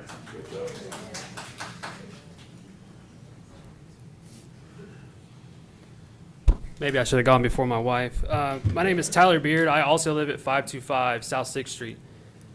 Board of Commissioners, Dr. Ledbetter, thank you for your time. As business owners and public servants, I believe that you take pride in looking out for the underdog. Statistically, Spalding County is a community full of underdogs. With over 67,000 residents, almost 20% live below the poverty line. The county has an average household income 28% lower than the rest of the state. This combined with a spike in inflation makes it hard as a constituent to rationalize a tax increase in this climate. Already with rents sky high and mortgage rates at 7%, and with the state of the economy, as Dr. Ledbetter mentioned, most of the peers and friends my age simply cannot afford to own a home. And if they are able to crest those aforementioned hurdles and make the choice to bring their families, a hard choice to bring their families to Spalding County, a life-changing decision that my family made because of the cost effectiveness of the county, they are now slapped with a property tax increase, potentially taking them over that already thin financial threshold. I'm not an orator, so I won't take as much time. And I would like to simply close with, from 2018 to 2022, if we round up, not down, if we round up and we remove 2020's COVID year's 1.74 increase, average tax increase of 2018 to 2022 was 11%. This year's 40% net tax increase. I'm pleading with you five to do what is right and vote no. Thank you. Thank you, Mr. Beard. Mike Cox.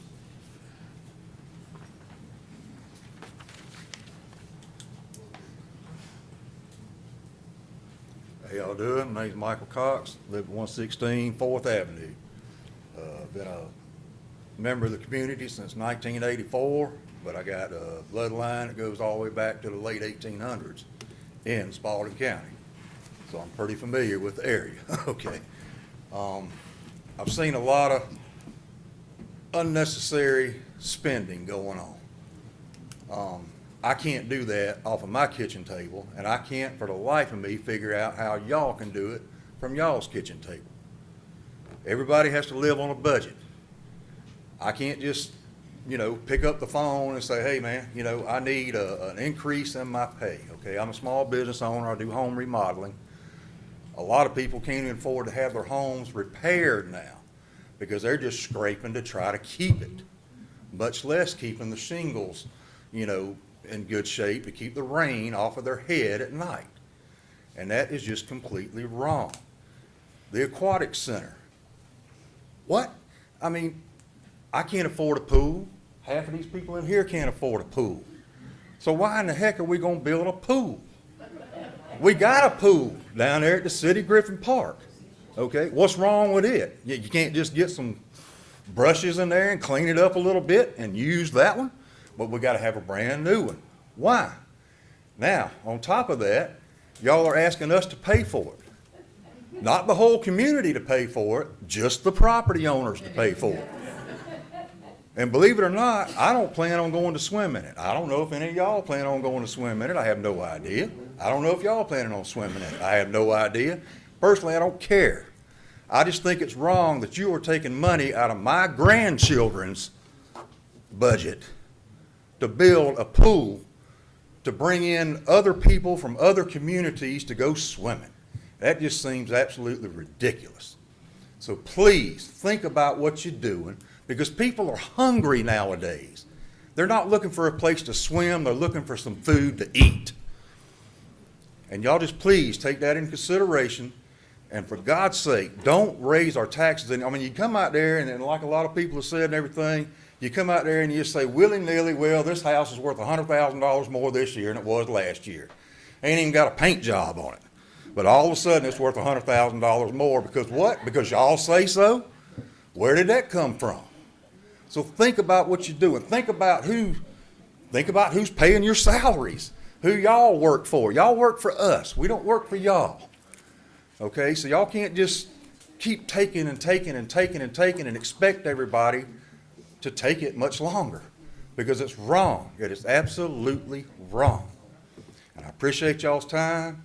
Y'all pray about this. Thank you, Mr. Cox. Just do the right thing. Thank y'all. Edward Powell.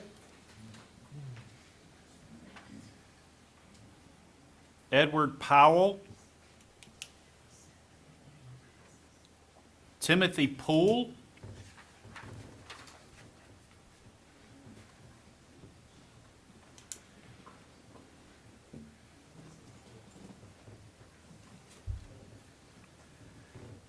Good evening. My name's Timothy Poole, live at 1108 Sage Drive. I think I mentioned last time I was here, I'm relatively new to the county, only been here about a year, so I haven't had a whole lot of dealings with different departments, but I caught the tail end of the fire chief's presentation, and that was pretty depressing, seeing, all the turnover and out of his own mouth, not a sustainable model. So I think, in Dr. Ledbetter's presentation, the mention of the burden on the taxpayer, it seems like the residents and then the county workers are really catching the bad end of this. And I think, I don't know what happened in 2015 with the SPLOS and all of the budgets, so I, can't really speak to that, but it does seem like we're kind of at a point of divergence where we got to really pump the brakes. I know for my own family, just in the past year, our budget's changed probably 3 times. You make a plan, insurance changes, or, different costs, you have to retool. So I think it just feels like we're at a point where we need to retool something. And, I would just ask to maybe find anything that we could press pause on that wouldn't affect the sheriff's department, the fire department, and again, these are elected positions. You guys represent us, and so we kind of depend on y'all to make these decisions. And so we just ask that you would just hear the voices of the people tonight. So that's all. Thank you, Mr. Poole. Chris Cable. Hey, Chris Cable, 1137 North Walker's Mill Road. As everyone's kind of beat, the dead horse with a stick, it's not only about the millage rate. The property values is really what's driven our property taxes up already. And now you're talking about not only that, but now you're going to increase the millage rate. And we could talk about the swimming pool that we're building that is not needed at all for this place. But let's also talk about the land that we sit on for the airport that we don't need, because that's not going to drive business here. We don't have a workforce. Most of our working class, there's not, if you look at it, we have a lot of low income that's government supported. Until we get working class back into here, companies are not going to come in. We deal with a lot of the companies that are based here in Spalding County, and all of them are looking for people. And if we talk about the 106 people that were down, where is that money going? Where is the budget that was there? Because it should be in the budget. Where is that money sitting at? You're not going to get people based off of, you're not going to get people here. Nobody wants to come here and spend the amount of money that we spend on taxes. It's crazy. I've got neighbors that are paying $12,000, $13,000 in property tax on a house that was built, we all built in 2019, 2020. And they're not, $12,000, $13,000, that's $1,000 a month plus that you're paying just for property tax on 10, 13 acres. The houses aren't that big. We're not talking 5,000 square foot houses. We're talking 3,000, 3,500 square foot houses. It makes no sense. And until we get people back here working, until we get the property taxes down where people want to come in, we got terrible roads.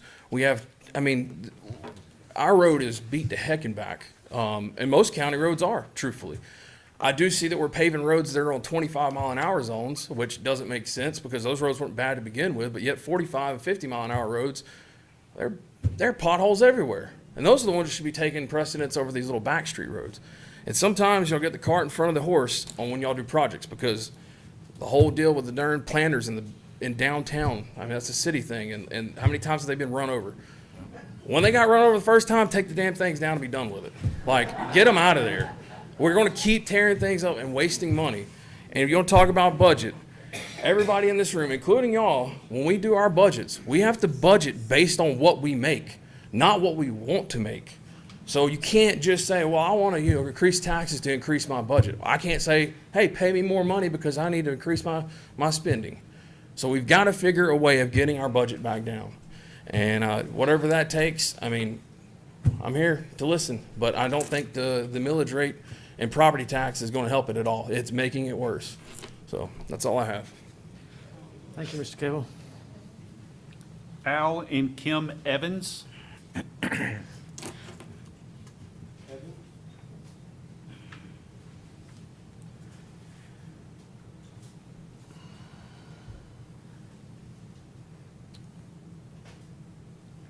I think it says Robert Morgan. Is that correct? I believe he's out here. Okay.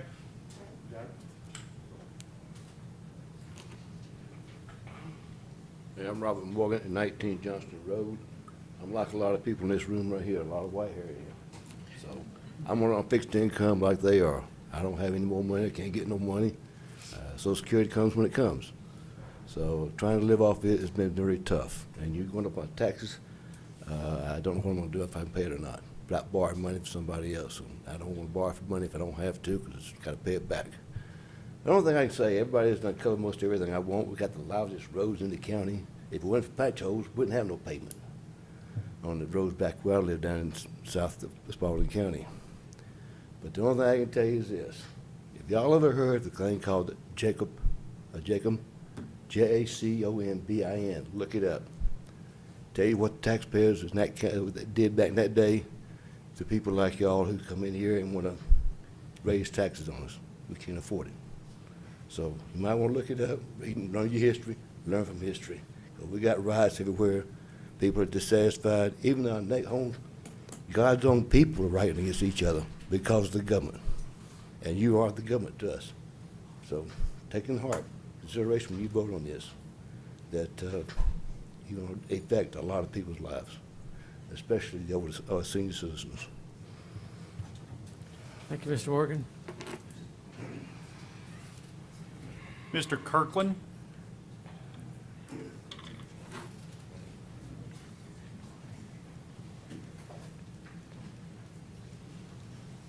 Good afternoon. I just got a couple things to say. I'm not Mr. going. Kirkland, if you will please state your name and your address for the record, please. I'm sorry, I forgot. You just did that, so. That's okay. Mark Kirkland. I live at 4630 Noonan Road, Griffin, Georgia, 30223. I've been here most of my life since I'm about third grade, so I've been here for a minute. What I'd like to say is I got a swimming pool. I don't need one. I'm only teasing on that part, but I do got one. Somebody gave me one. I went through 2 liners, a couple motors. It's about like a big glorified bathtub, but I have a lot of fun in it, so just teasing on that part. But I want to say what bothers me, and it bothers me greatly, is that I built this house about 16 years ago, and for the last 2 or 3 years, the value was 205. Slipped it on me last year to 237, and this year it went up to, I think, 293 or something like that. Anyway, it's about an increase in the last 2 years of $750,000 on the value of my house. My mom lives right in front of me, and Dad's. Their house is probably 35 years old, but it increased $143,000. My brother's lives right beside me. His increased in the last couple of years, since 21, $127,000. My neighbors over here bought a house the same time I did, $80,000. And they're both retired. Well, and so my mom and dad, for that matter. Now, those numbers are not sustainable for me to pay those taxes. We got our tax bill, and we've been talking about it for the last couple of years. Me and my brother one night went over there, and he said, "What was yours?" And I told him. He told me mine, and we both kind of shed a tear, laughed at it, and then we said, "I guess we're going to have to move out of county. We can't afford to live here." Now, I'm saying that in a teasing manner, but I'm also saying it seriously, because we worked hard to live here. I was raised here. My 3 kids went to school here. But that's getting unreasonable. Now, I know we got to pay for stuff, and we got budgets and all that good stuff like that. But the way I was raised, you get what you can afford. And when you got lean years, you get less. And that's just the way it works. We might want these things, and they but if we can't afford them, because we know the tornadoes went through, we've had some hard times. We've all had hard times these last 4 years. You go to the grocery store now and you buy a pack of hot dogs and you pay 99 cents for it, that's $2 now. Same hot dog pack. And we know this. So if we're going through hard times, we just can't afford to have an increase. At the very least, we need to stay the same. Now, at some point in time, life does increase, things go up, I understand that. That is the goal. But if you're left with a ghost town because nobody can afford to live here, and that happens too, just look around the country. We've seen those on the news. Houses people can't afford. Thank you, Mr. Kirkland. Thank you. Gary Kubik.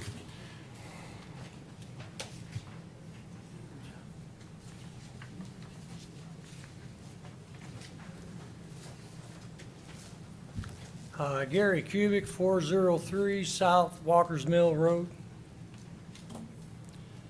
Okay, I'm retired a couple of years ago, and we've been in our home 19 years, my wife and I.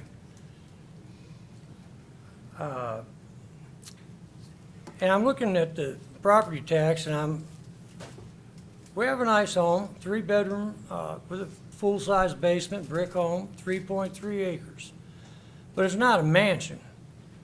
I mean, anyway, so my property tax, so, and I was going to mention about these projects I keep hearing about. And I'm like, well, I've got some projects I want to do around the house, but it looks like I'm not going to be able to do them because I got to keep coming up with all this money. So Anyways, my property taxes, last year I paid $4,340. I don't have all these percentages ready and all that. Now this year, they want me to pay $5,558, an increase of $1,218. Now, you add a few $100s of that, you want me to pay $500 a month for property tax for a 3-bedroom home on a basement, and I'm like, this is getting out of hand, this is getting crazy. I mean, I think not too long ago, you maybe paid $500 a month for rent, but, you know, like I said, I'm retired now, so I gotta pull that money out. So, I just think it's getting out of hand, something needs to be done. There's a few other things, you know, and one of the things, what's gonna be the limit? What's it gonna be next year? I mean, is it gonna be $600 a month? When's it gonna stop? And then if I wanted to sell this home, I'm thinking, who wants to buy my home when they find out they gotta pay $500 a month for taxes? Just for property taxes, not all the other taxes. So, that's all I wanted to say. Thank you, sir. Mr. Chairman, that's all that have signed up this evening for the public hearing. Mr. Chairman, I'd like to make a motion to close the public hearing. Second. I have a motion and a second to close the public hearing. Any discussion? All those in favor, please signify by raising your hand. 4-0, public hearing is now closed. Just to remind everybody, we're not voting on millage rate tonight. We'll do that later. Those of you that would like to leave, we'd love for you to stay, of course, but please leave quietly. We've got another whole series of business to take care of.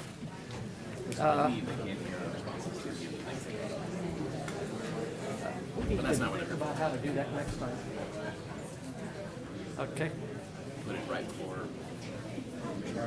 Just take a copy of them and just at the end say, hey, here's, you said such and such. I mean, that's what I was over here taking notes on.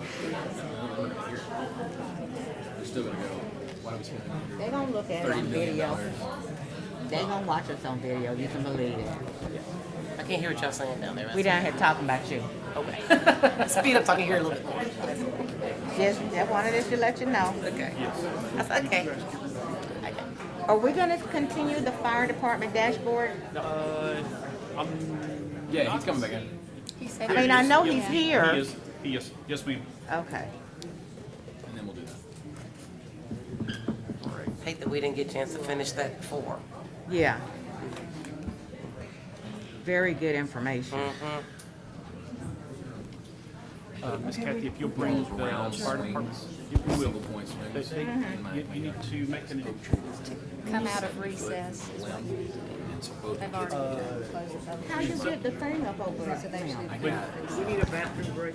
I do, but I'm Can good. you adjourn the public never- hearing meeting? Did we already? You never moved to go Oh, we into a never separate moved. meeting. Never mind. No, we made a motion to close the public hearing. You did.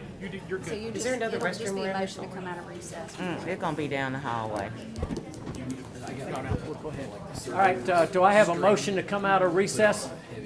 Motion to come out of recess. All right, I have a Second. motion and a second. Any discussion? All those in favor signify by raising your hand. 4-0. Chief Byrd, if we could get back to you, we'll we'll continue on with your presentation. That is so much fun for them. If you could bring up the, go to the graphic Dangerous. slide. Way dangerous. I got a soft yard. You going to jail.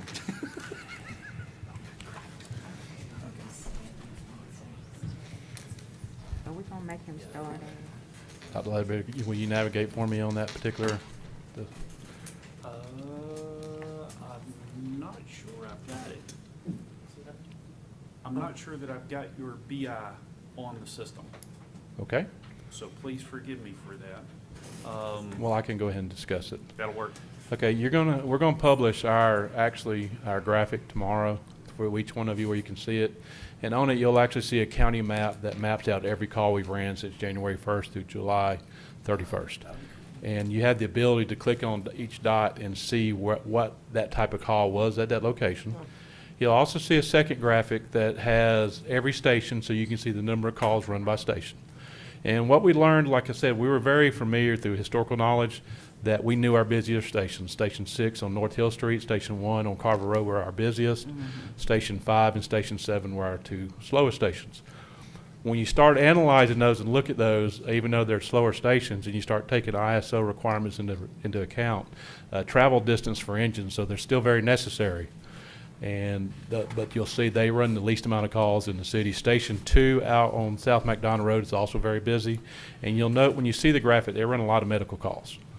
So you'll see that when I'm talking, when it pops up, you'll see the map, you'll see the call volume on the side, and you'll see the stations that run those nature of calls. Let me ask you a question. Yes, ma'am. So if for whatever, I can't remember what the reason was, but somebody had brought information in about the number of calls or accidents or something in an area, and what we realized in the documentation was that some of the incidences, like if there was a sheriff's car there and the fire there and EMS there was like a different register for each one. So getting from there to my question, when there is a sheriff's call, do we respond? Does EMS or fire respond? It depends on the nature of it. And let me refine or tell you a little more about the numbers. The numbers you'll see are solely fire department run numbers, alarm numbers.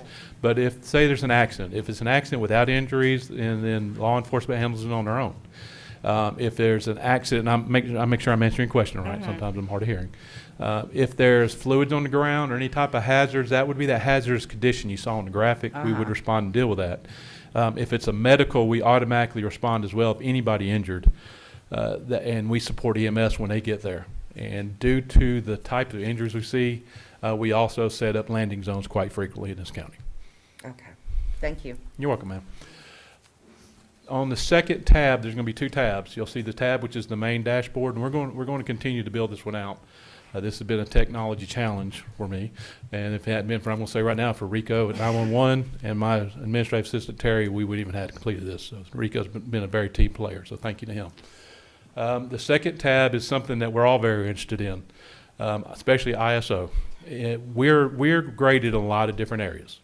And obviously by our citizens, we're graded by when they dial 911, they want to know how fast we're going to get to them. Well, there's only a few ways that we can make a major impact on how quick you can get somebody.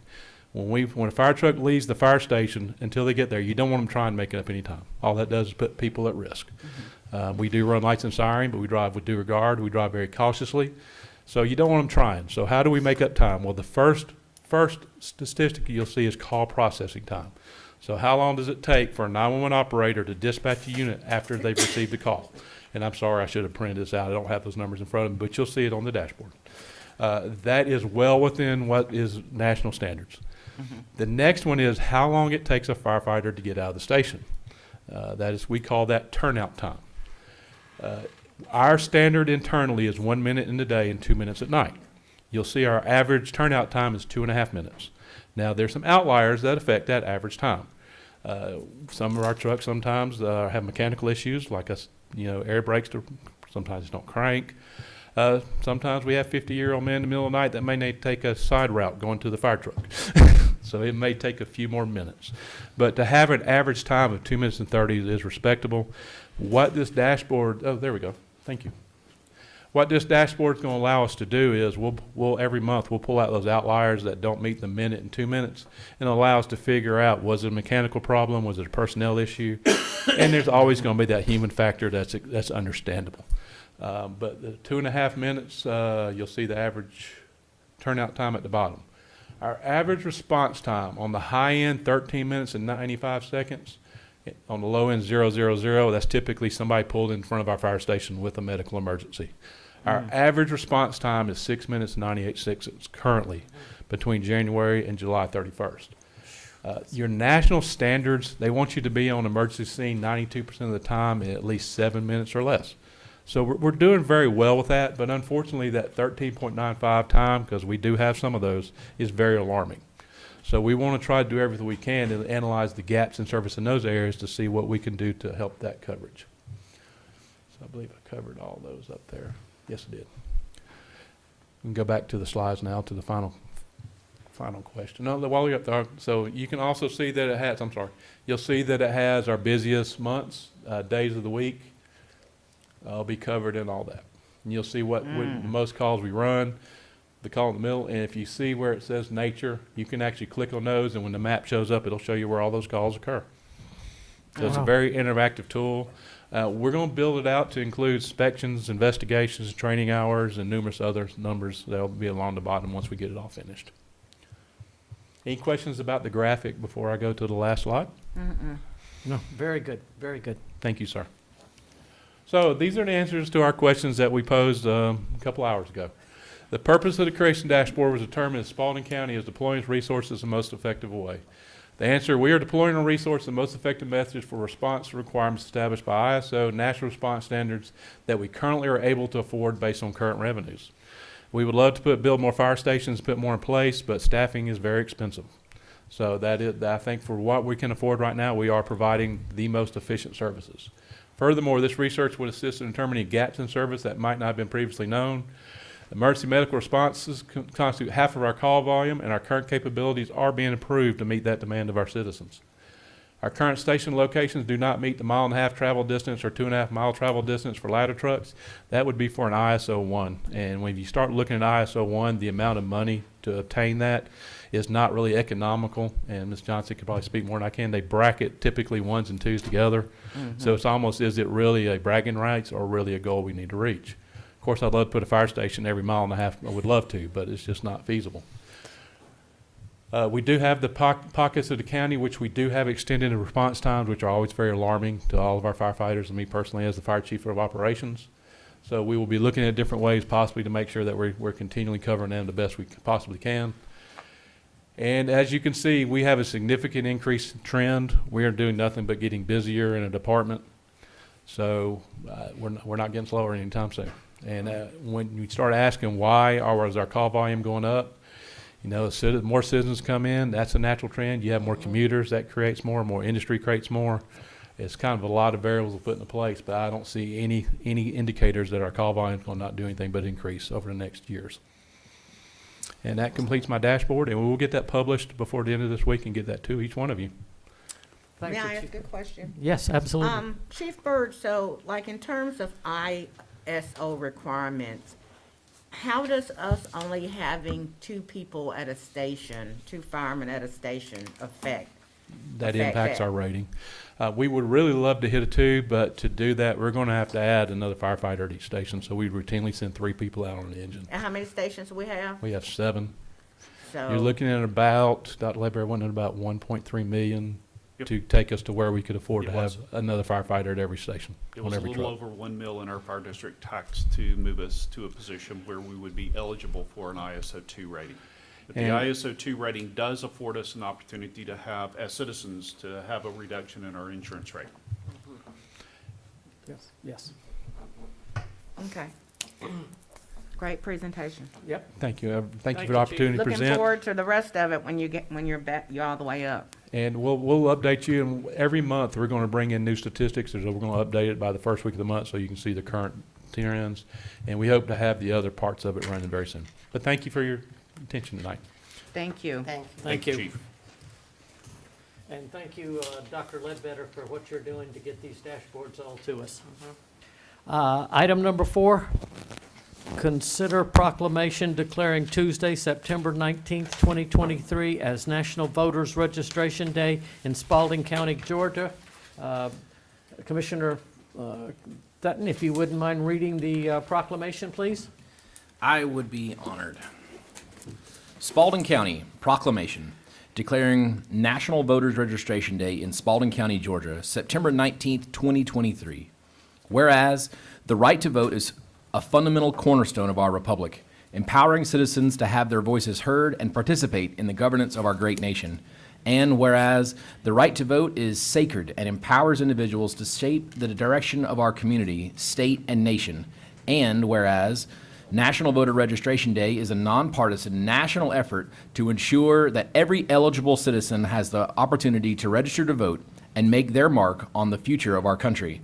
And whereas the Spalding County Board of Elections and Voter Registration and the Spalding County Board of Commissioners recognize the importance of fostering an engaged and informed electorate with resources and access to participate in the electoral process, with the understanding that active participation in this democratic process is vital for the well-being and progress of our community. And whereas voter registration is the first step towards exercising this essential right of every American, and by encouraging voter registration, we are promoting civic responsibility, inclusivity, and equal representation for all residents of Spalding County. And whereas September 19th, 2023 marks National Voter Registration Day, a day dedicated to raising awareness about voter registration opportunities and ensuring that every eligible citizen has a chance to register to vote in upcoming elections. And whereas the Spalding County Board of Elections and Voter Registration and the Spalding County Board of Commissioners seeks to uphold the principles of fairness, transparency, and accessibility in its electoral process, and recognizes that the strength of our constitutional republic depends on the active participation of our citizens. And whereas by proclaiming September 19th, 2023 as National Voter Registration Day in Spalding County, we reaffirm our commitment to fostering a robust democratic process and encourage all eligible residents to register to vote and make their voices heard throughout the nation. Now therefore be it resolved, the Spalding County Board of Commissioners does hereby proclaim September 19th, 2023 as National Voter Registration Day in Spalding County, Georgia. We urge all eligible citizens to seize this opportunity, register to vote, and engage in the democratic process. Let us work together to strengthen our constitutional republic and ensure that the values of freedom, equality, and civic participation continue to flourish in our great community. In witness thereof, I have hereunto set my hand and caused the seal of the county to be affixed this 18th day of September in the year of our Lord 2023. Clay Davis. Do I have a motion to approve? Motion to approve. Do I have a second? Second. All right, I have a motion, a second. Any discussion? All those in favor, please signify by raising your hand. 4-0, motion passes. We want to take a picture with You have several people from Yeah, you have. the elections Yes. office here. People, they would love to have a picture with you. Come forward, election people, and we'll have a picture with Oh, we're gonna get a everybody. picture with everybody?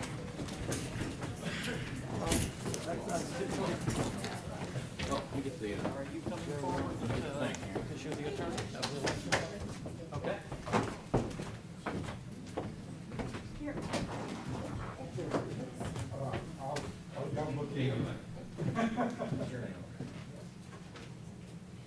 Thank you. All right, let's kind of balance this out a little bit. squeeze in, y'all. Steve, come on. Are we all balanced out here?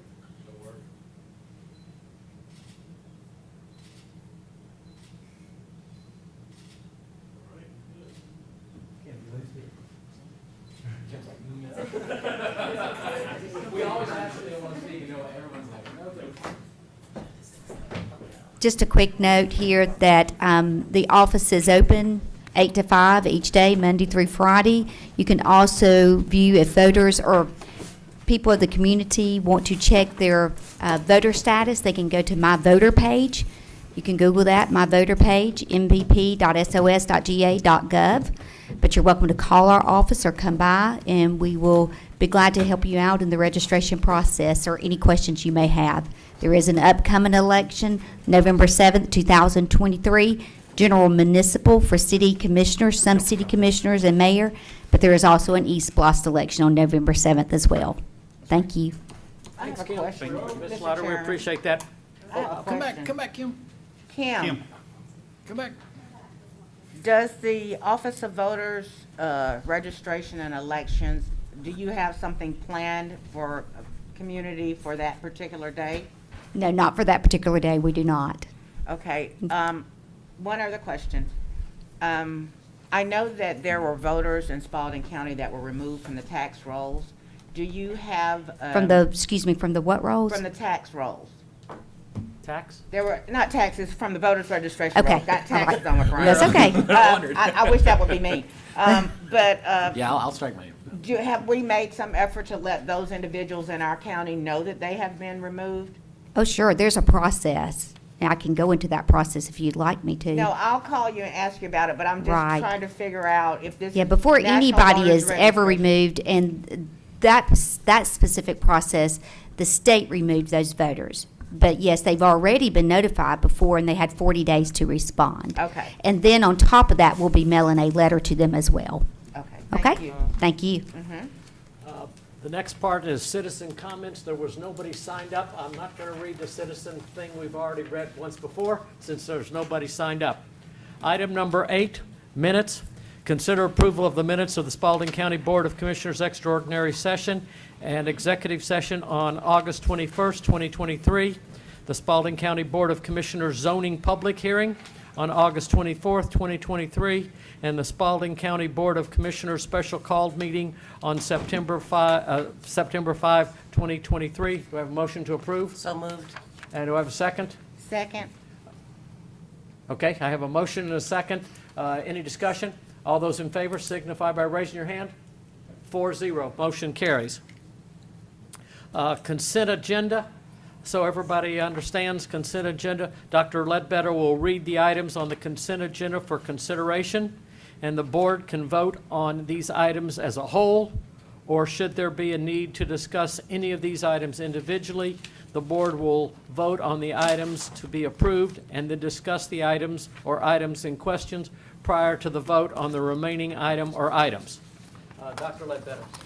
Number 1, consider the approval of the 2024 alcohol license renewal for retail sale of beer and wine for the following: Afiq Muhammad, A1 Food Mart, located at 1650 North Hill Street, Griffin, Georgia, 30223, no violations. Akbar Jawani, 362 Express, located at 1600 Williamson Road, Griffin, Georgia, 30224, no violations. Yasmin Jawani, Food Station, located at 1779 Zebulon Road, Griffin, Georgia, 30224, no violations.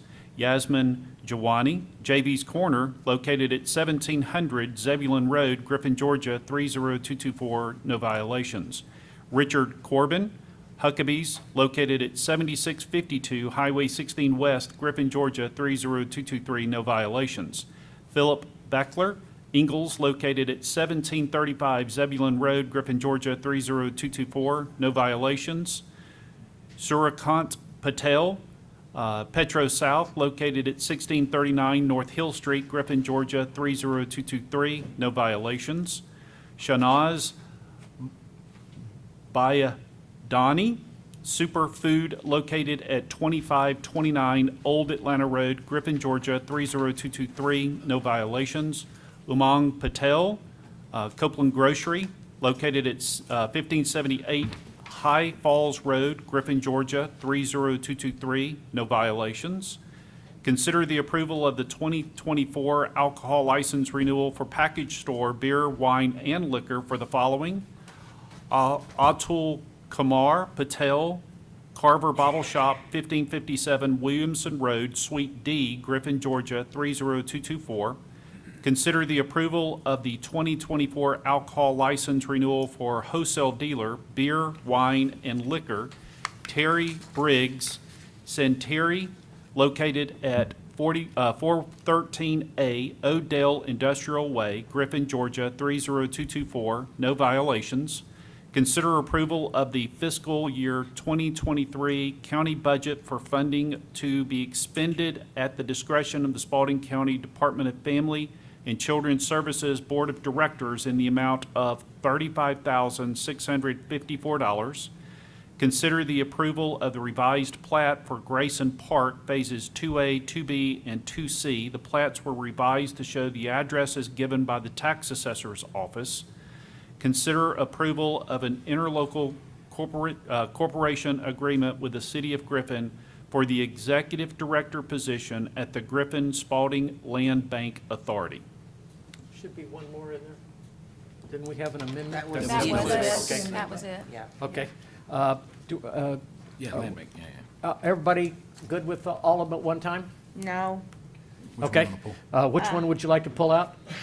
I have questions about, Grayson. Services. hold on, I'm trying to get back to that page. Department of Family Health. Yeah, I have some questions about the defects allocation. And I also have questions about, because have we seen any documentation about the land bank, the request for the land bank for executive director? I'm not really sure what that means. Is it the MOU, or is it the actual? So the interlocal cooperation agreement, you already approved. The city did have to make a couple of minor, not substantive changes to be in compliance with their charter regarding it. It was language involving them being the employer for the executive director. And then Land Bank approved that at its last meeting. They also approved the personnel lease and the job description for the executive director. They made some changes to that. Those two things aren't anything that the county board of commissioners has to agree to. It's the interlocal cooperation agreement, and there was no substantive change to it. So, but the previous agreement stipulated how much funding we were gonna have, and I don't see that. No, the previous agreement did not stipulate funding. Your budget stipulated funding. Yeah, but I mean, where are we with that? I mean, The job description actually provides a, yeah, provides a salary range. So my whole thing is that we really didn't have a lot of time to review this, and so I'm just not, I know you say that it's just, you know. It was approved by the Land Bank on Thursday at its meeting, and it will be on the next city agenda. And in order for them to get it posted so that they can actually begin the search for this executive director, that was the reason that it was put on at the last I minute. totally understand it, but my gut says I need to read every page of it, and I haven't. Let's table it. So, yeah. All right, so let's pull out, you want to pull out 4 and 6? Yeah, and my question about, was 4, 6 was that, the 6 is other the one land was bank. the. 4 is the Department of Family Affairs. defects. Yes. Am I out of order telling you what my concerns are with this, or do you want to just wait and pull them out of order? If you should take those out and And then vote talk on- about what the and- concerns yes, are. ma'am. Okay, so remove those two from the From the consent consent agenda. agenda, yes, So ma'am. we wanna make a motion to pass 1, 2, 3, and 5 as consent? Yes. All right, you make that motion? Did And you- I second it. All right, motion and second. Any more discussion? All those in favor, please signify by raising your hand. All right, now we'll talk about, motion passes. We'll talk about number 4. Ms. Flowers, Taylor? Yes, wait a minute, I'm looking at the wrong place. Sorry, guys. While you're doing that, Ms. Flowers Taylor, do you want to table? Are you requesting I would table like on to 6? table, I would like to table the item about the land bank until we have, at our next meeting. All right. Second. I have a motion and a second. All those in favor signify by raising your hand. 4-0, motion's tabled. Okay, item number 4, which is a consideration of the FY '23 county budget in the amount of $35,654, to be expended at the discretion of the DFACS Board of Directors. Where are they? There hasn't been an office here in 3 years. So why would we give them services when the people that live in Spalding County can't even go over there and apply for stuff? Is that a mandated service? I mean, I was okay with it, you know, the funding when they were down the street or somewhere where people could actually go in there and get a service. But that hasn't happened since COVID. Before COVID. Yeah, before COVID. So what did we, I have actually had a conversation with several of the board members for DFACS, the local board members. Our citizens are receiving service, but they are being required to either call for service or drive over to Butts County for service. It is a challenge for us. And I can share with you that our local DFACS board they are very discouraged and that they are not happy with the state and the way that they are operating right now. I mean, it's a county board. It There is is- no defects in this county, no office, so what are they directing? Do you want to table asked or a do you want to great question. disapprove? I don't know, somebody help me out, because I got an attitude. What are our obligations? Let me ask Yeah, that. that's a better question. We are obligated to support and help the DFACS board in support of our local residents. I'm discouraged because of the level of support that we are getting from our state with respect to DFACS. They are providing some level of service by phone, and if our neighbors are able to make the trip to Butts County or to one of the other offices, they are providing services to those residents who live inside of Spalding County, but not inside of Spalding County. What's your recommendation? I think, well, it sounds like to me, in order to support DFACS, what they need is help getting our people from Spalding County to Butts County. And maybe this $35,000 might be better spent on those transportation buses, But- helping them out, doing their job over in Butts County where they chose to be. I really do think that this is an obligation for us to move forward with DFACS. And I would encourage each of you to reach out to the DFACS, the local DFACS board, and ask them how specifically we can support them. They've reached out to me just this past week, about writing a letter specifically for supporting our local board to the state, not only to the state DFACS board, but also to the state properties division, because that's the group that they're struggling with. So, I hear what you're saying, and as long as I've been here, I know that we have supported DFACS in that way. But that was also so that they could work within our community. It was easy for people, many of the clients that actually need services there walk there, or it's easy for them to get a ride there. But if the office is in Jackson, what are we and if Jackson has a DFACS office, they have their own board. So, will we go to jail if we don't pay them? Because I'm just like, I get it, what you're saying, but they're not helping our folks. People call me all the time saying that they can't get anybody to answer the phone. There's no place for them to go to have a meeting. One lady called me because she was trying to take care of a family member who had dementia, and there was just nobody to talk to. And getting somebody on the phone is like, so, I mean, I hear what you're saying, but I also know that that board has not had the participation from the state level in over 2 years. So sending those people on that board don't really have the authority to spend that money. Somebody else does that. I'm just saying. Well, and it also says at the discretion too, so. All right, why don't we table that for more information and get Yeah, the, I just would feel better. Stephanie, what would you gonna say? I was going to say that I would request that you table it and Okay. perhaps have Kirsten Brown, who is the one that has the discretion for the spending of this money, come to make a presentation to you. And that's the person. Okay, I would like to make a motion, if you don't mind, that we also table the item 4 related to the disbursements to DFACS, and request that someone come and make a presentation to us to explain how this is going to help our citizens that get those services and live in the community. all right, I have a motion, do I have a second? Second. I have a motion and a second, any discussion? All those in favor signify by raising your hand. 4-0. All right, we've covered all the consent agenda now. Old business, consider selecting an aquatic center management company. Director? I drove by there today. Good evening, It's looking good. Mr. Chairman and fellow commissioners. Kelly is away on some health issues. So. Thank you. We do have Robbie Milner here, though, in case I need to tag him in. Okay. He's Yeah, I back see it, there. thank you.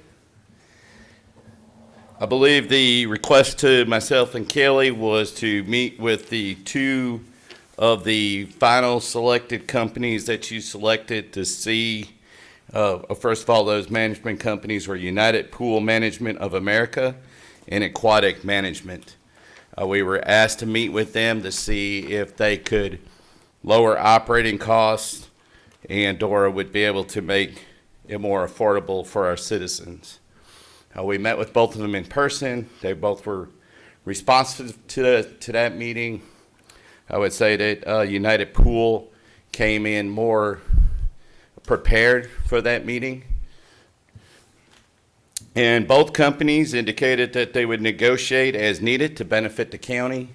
And both companies also indicated that they would allow all revenues to reflect a credit each month so that you could have less cost.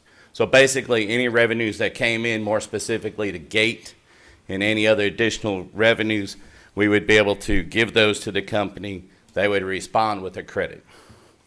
So what I looked at. So they would cover the M&O and then. No, absolutely. And then they would credit us. What are they crediting us for? They would credit. So in each of the scenarios, there was a split of revenues coming in. Mm-hmm. So you asked at the last meeting if the revenues that the county was receiving from the company, specifically the gate or daily swim, if they would be able to accept those in lieu of payment. The answer is yes. In lieu of They our would- portion of the payment. Right. They would just do it 1 month in arrears so that they could present you a credit.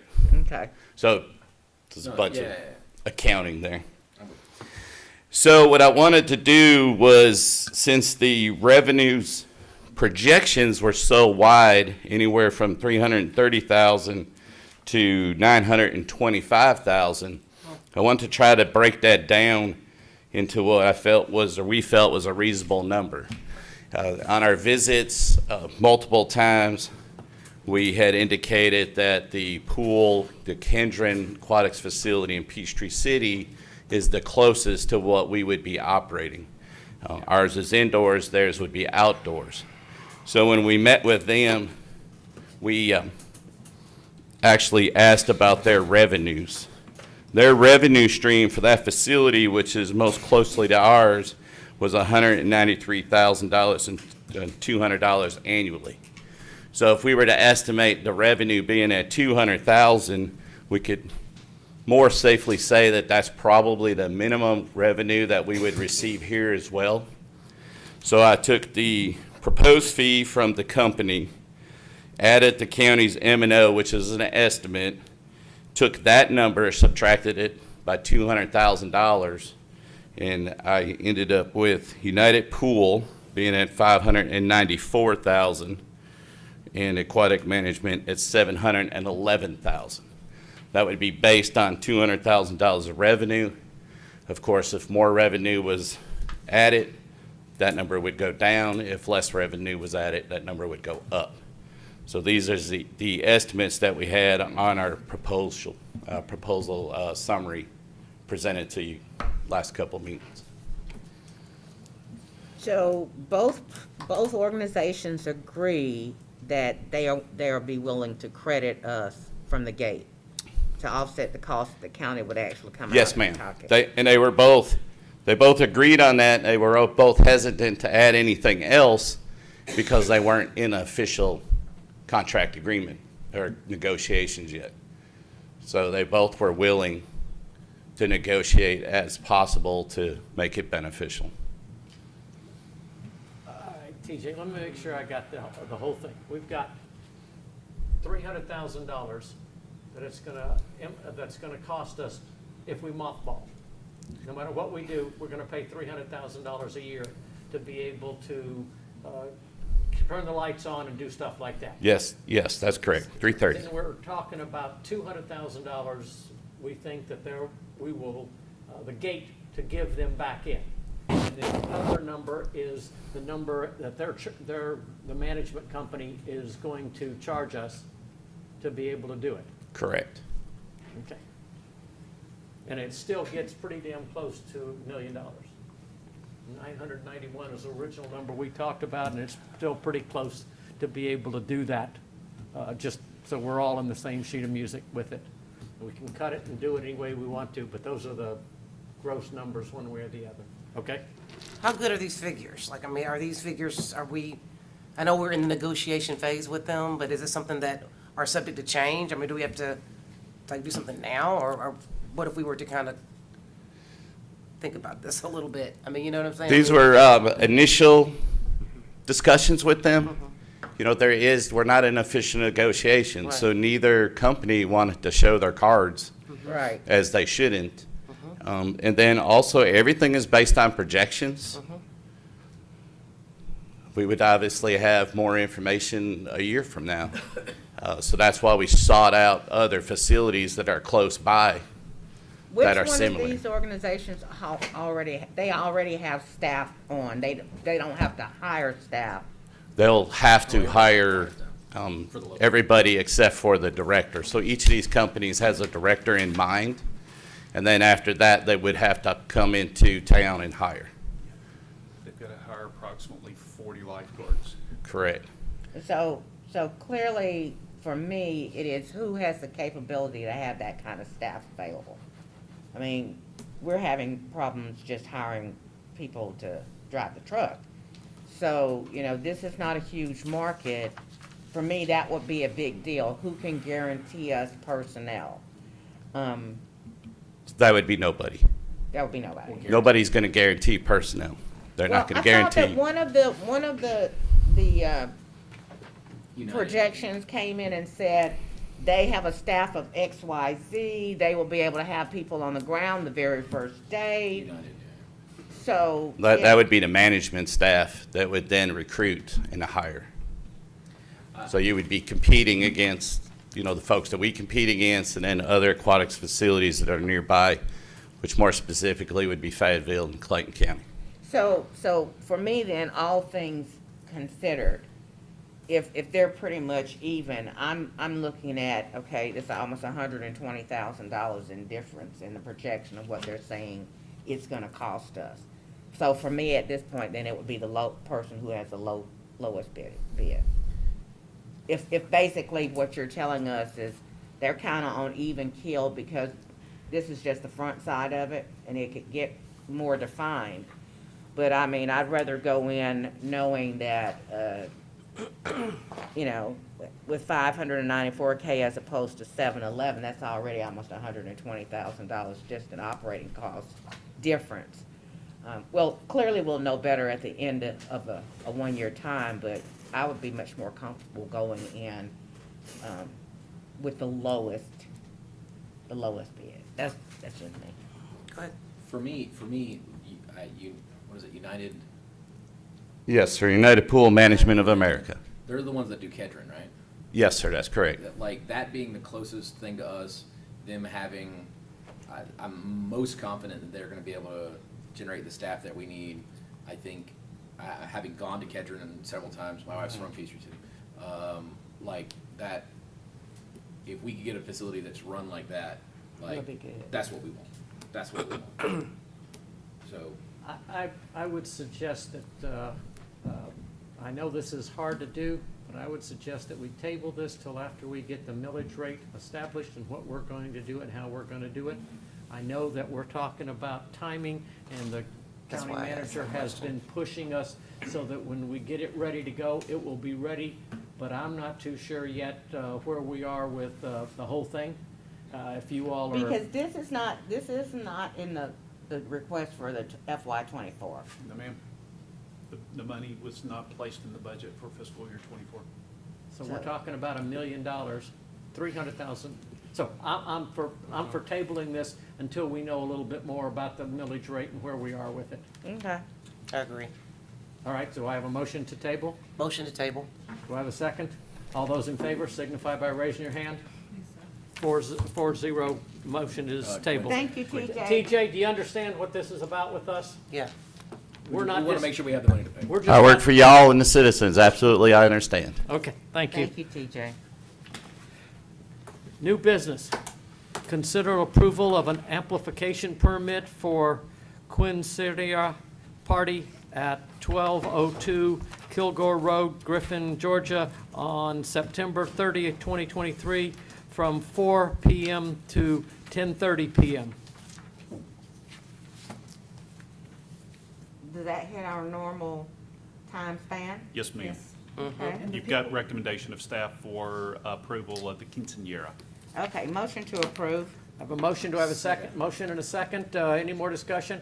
All those in favor signify by raising your hand. 4-0, motion carries. Happy birthday.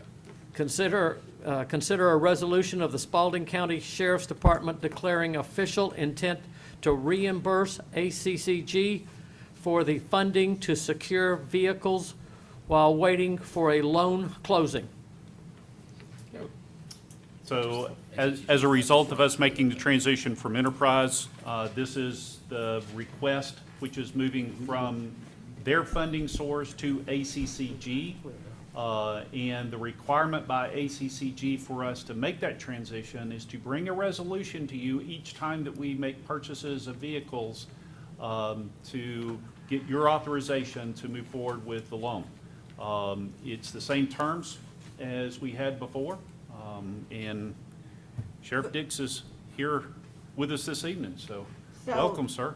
Hi, Sheriff Dick. Hey, how So are you? these are cars you had already ordered, or not? Actually, No. the entire thing with Enterprise, I probably need to be very careful, don't I, Ms. Wyndham? Yes, sir. Yeah. We got sold a bill of goods. The vehicles that we were supposed to receive from Enterprise, we've been waiting for over a year for, and they haven't shown up. Oh, my goodness. We had a couple of meetings with them. We found out that the vehicles that were supposed to show up were not equipped. We had to pay extra for the equipment and upfitting when we were originally told that they would be delivered to us turnkey. So we have been with Ms. Wyndham, Dr. Ledbetter, and we are withdrawing our contract with Enterprise because they have not fulfilled their obligation. So this is money that I believe actually may have been from last year's budget, possibly from last year's budget, because that deal with them fell through. We've been about 2 years without purchasing any cars, waiting for the last year on Enterprise. We have been using every way we could to save money. We have saved anywhere we're estimating from $150,000 to $200,000 by using an inmate that we have to do all body work and mechanical repairs, swapping engines from junk cars that we have out there, transmissions from junk cars that we have out there. We've even bought him the equipment to paint vehicles. He has been able to do that at a great savings to us. So this is kind of going back a step to where we would have been a year ago if we If had they had done originally what you were gone with this. Yes, ma'am. It's a nice setback for you, though, no doubt about that. Yeah. It was that, and it was a lesson learned. Commissioner Absolutely. Dutton, do you have a motion? I want to approve this first. Do I need to amend the agenda for our thing, for Enterprise for us? Do we need to vote on No, something? this is it, right here. Yeah, I want a motion to approve this request. Yeah, I'll just make that Okay, motion. I have a motion. Do I have a second? I'll second it. I have a motion and a second. Any more discussion? I want to apologize. I found these guys at the ACCG conference, and they came singing a great song, and we all went, that sounds awesome. Let's look into it, and agreed to go with exactly what they were selling, and turned out they apparently weren't selling us anything at all, so. No, sir, they were not. Yeah. And you might want to get with Ms. Wyndham and Yeah. Dr. Ledbetter Yeah. about Maybe it, so I y'all would won't just say stop something. talking. that- Yeah. We're We're disappointed good. in them, All I'm right. sorry. All those in favor signify by raising your hand. 4-0. Thank you, Sheriff. you, We're sir. sorry you had to go through that. Thanks so.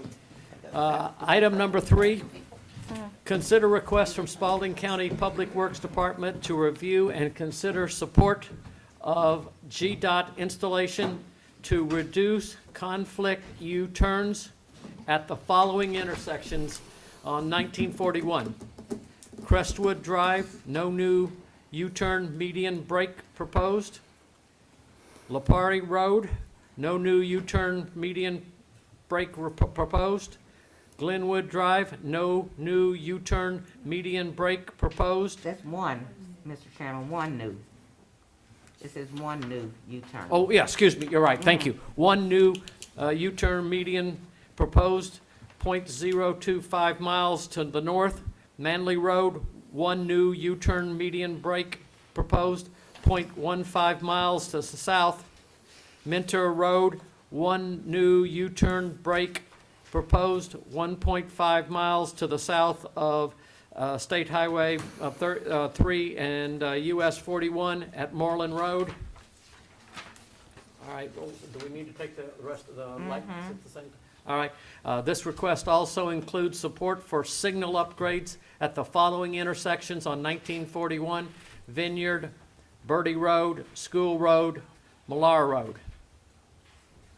All right, TJ, you're on. Thank you, Mr. Chairman. We do have a PowerPoint. Okay, thank you.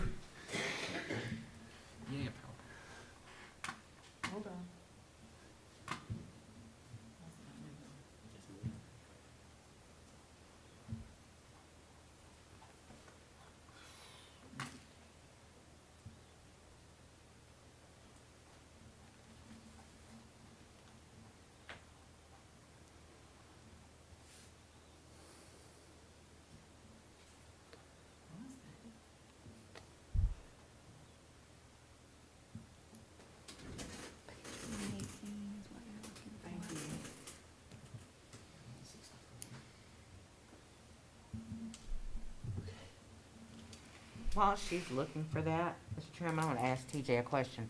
So TJ, this was these proposals for this, it came from GDOT, or is this us making? No, they're coming directly to you all from GDOT. Okay. This is very similar to the R-Cut proposal that you all supported at County Line Road. And that R-Cut's been completed for almost a year now. Okay, when you say R-Cut, tell me what you mean. So it's a reduced conflict U-turn is the name of it from GDOT. So you can't go straight across the intersection. All right, this is like on a 4-lane, 2 lanes each direction. You can't go across halfway through. Yes, and I have we have a video as well, but we may not be able to get to that. So we could just, I could just start from, you go to the top there. Okay, pretend I'm the video. Okay. So this request is coming to you from GDOT for support. They are 100% funding all of this request. Essentially from the meetings that we've attended, they're looking to create a more effective corridor from Atlanta to Thomaston, which would include our 4-lane and then taking 19 down to Thomaston. The R-Cut is what they call a restricted conflict or a reduced conflict U-turn.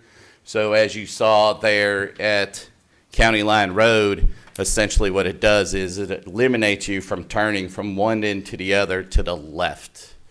Then you have to make a right, go to a U-turn that they construct, and then you'll be able to proceed to your left. What this does is that it takes 38 conflicts, actually it's 32 conflicts.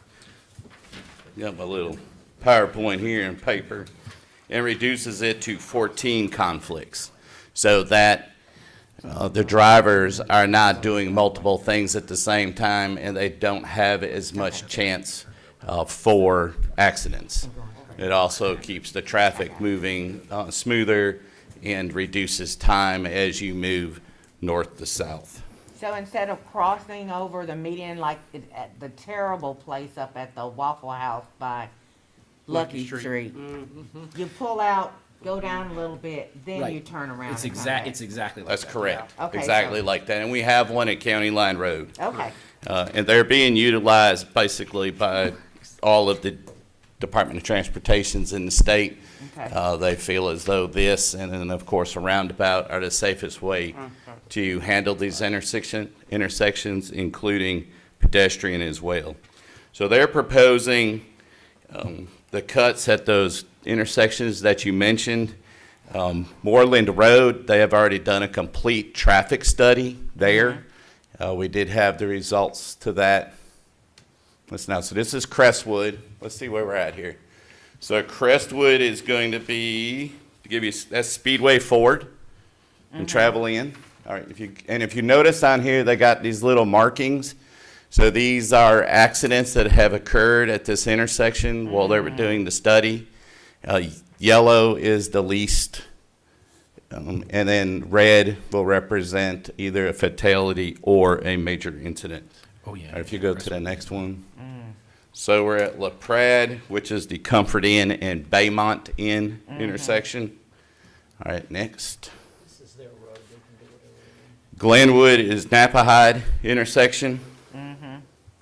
Next, that's Manly, which is Enterprise and the Right. Dollar General intersection.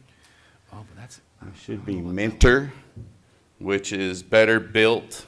It's the intersection by the old Woodies. Most of y'all probably remember that.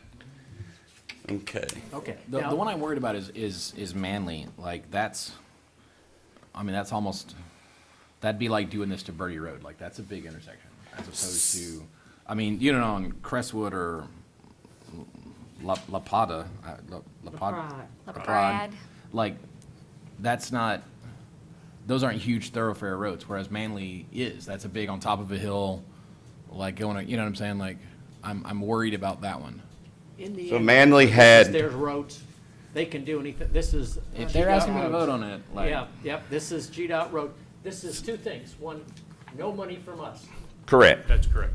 Time frame, Oh, so you just telling us you Yes, don't do it? yes, We stop don't asking me really. to vote on something. Okay. They would all like right, your then- They want your support. support. They Right. actually are looking for your support. They're asking for a letter of support from the Board of Commissioners. Because there is funding available, but not all the projects that they're supporting will be funded. So, of course, staff is recommending that we lend our support so that we're able to become part of that funding. In reference to your question, Mr. Commissioner. about Manly. Manly Road had 42 crashes between 2013 and 2021. Yeah, it needs a red light. Wow. Yeah, it needs a red light. I mean, I Well, think they they- should upgrade it instead of downgrading it. Like, I think they should turn that into a full red light and like make this as a community corridor as opposed to downgrading it to weird U-turns. You know what I'm saying? Like it. That's a GSAT. You see what I'm saying, like- Yeah, yeah. I mean, I agree, but I mean, I also agree that creating this turnaround so that you're not coming across the road, because that, people Yeah. don't know whether to get on this side to Oh, turn or that side.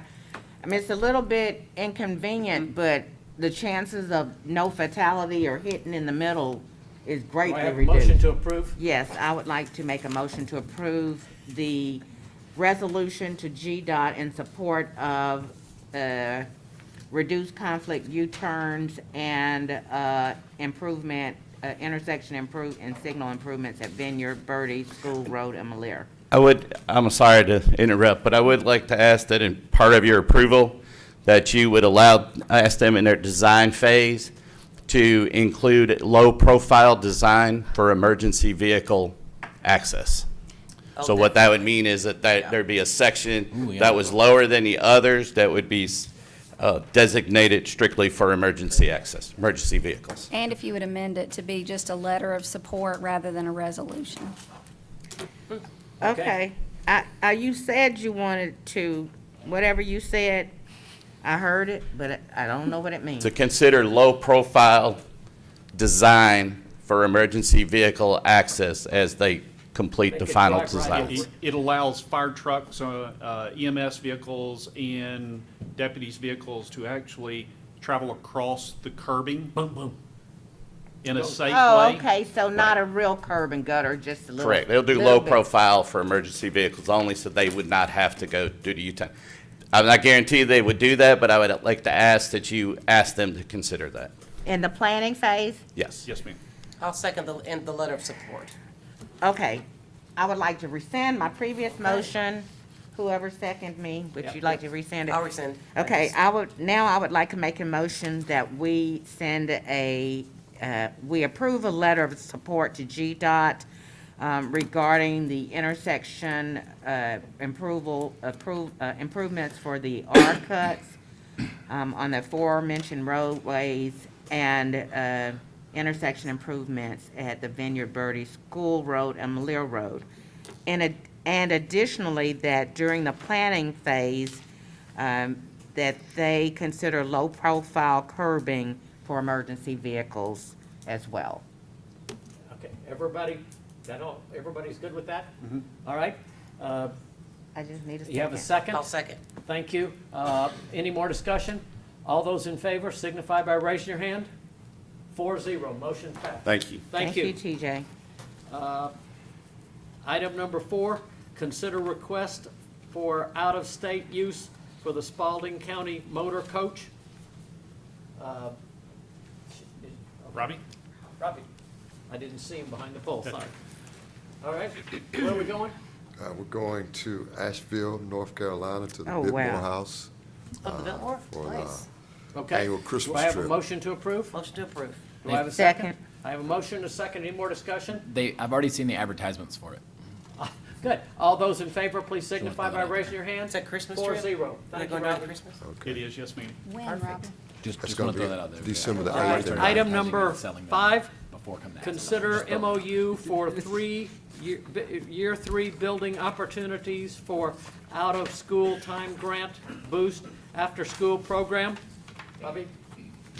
Yeah, we just, for consideration of this grant, this will be our 3rd year. It's a 100% reimbursement grant for the after-school program, expanded learning for our kids, that we've been able to serve and after school over 100 kids to give them extra academic support. And also during the summer months, we used this same boost grant to serve about 235 kids in the last 2 summers. So we just hope that you consider this.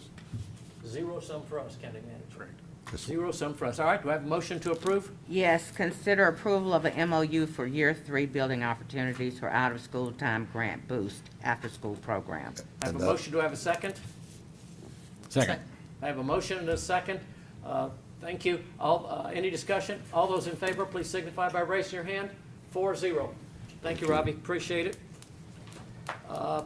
Consider renewal of a contract for FY24 with the Georgia Public Defenders Council for Indigent Defense Services provided by the Griffin Judicial Circuit Public Defender's Office in the Spalding County for the Spalding County Superior Court.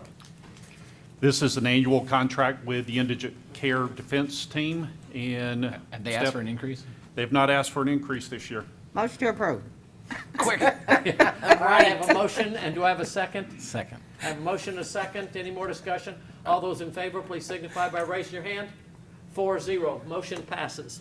I used to work there. Their budget is so thin that when the heater went out in the winter, we literally taped garbage bags to the door and brought in space heaters for Bob ourselves. Cratchit. Like, it was, Item number 7, consider bad. request from the Georgia Power Shoestring. to obtain an easement at Ambucks Park on High Falls Road. The work has been underway for the last month. They are, AT&T and Georgia Power are extending their services out High Falls Road. In fact, I believe that we had an issue with them striking a gas line. And that's what caused the road to be shut down for a few days. But they're asking for an easement for a telephone, for 2 telephone poles and the guide wires to hold those poles into place. They're offering $1,100 for consideration of the easement. And Stephanie has reviewed all of the documentation. But it goes and has along been High Falls approved. Road there? It goes along So High it's not Falls like going Road. over- It's That's at an correct. intersection, It's at an actually. intersection. And the staff recommendation? It is recommended that we approve the request to extend service. yeah, I don't think they get to do. Actually,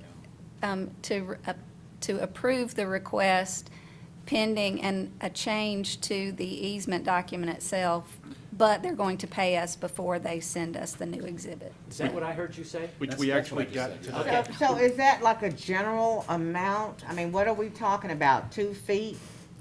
10 However much feet? space they need to put the pole.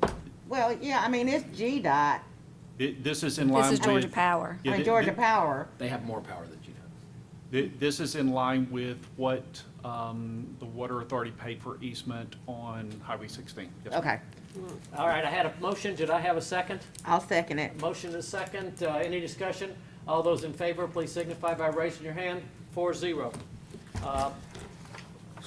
New item, request to amend the agenda to hear from Turnipseed regarding the indirect cost study between the Spalding County Water and Sewer facilities in Spalding County.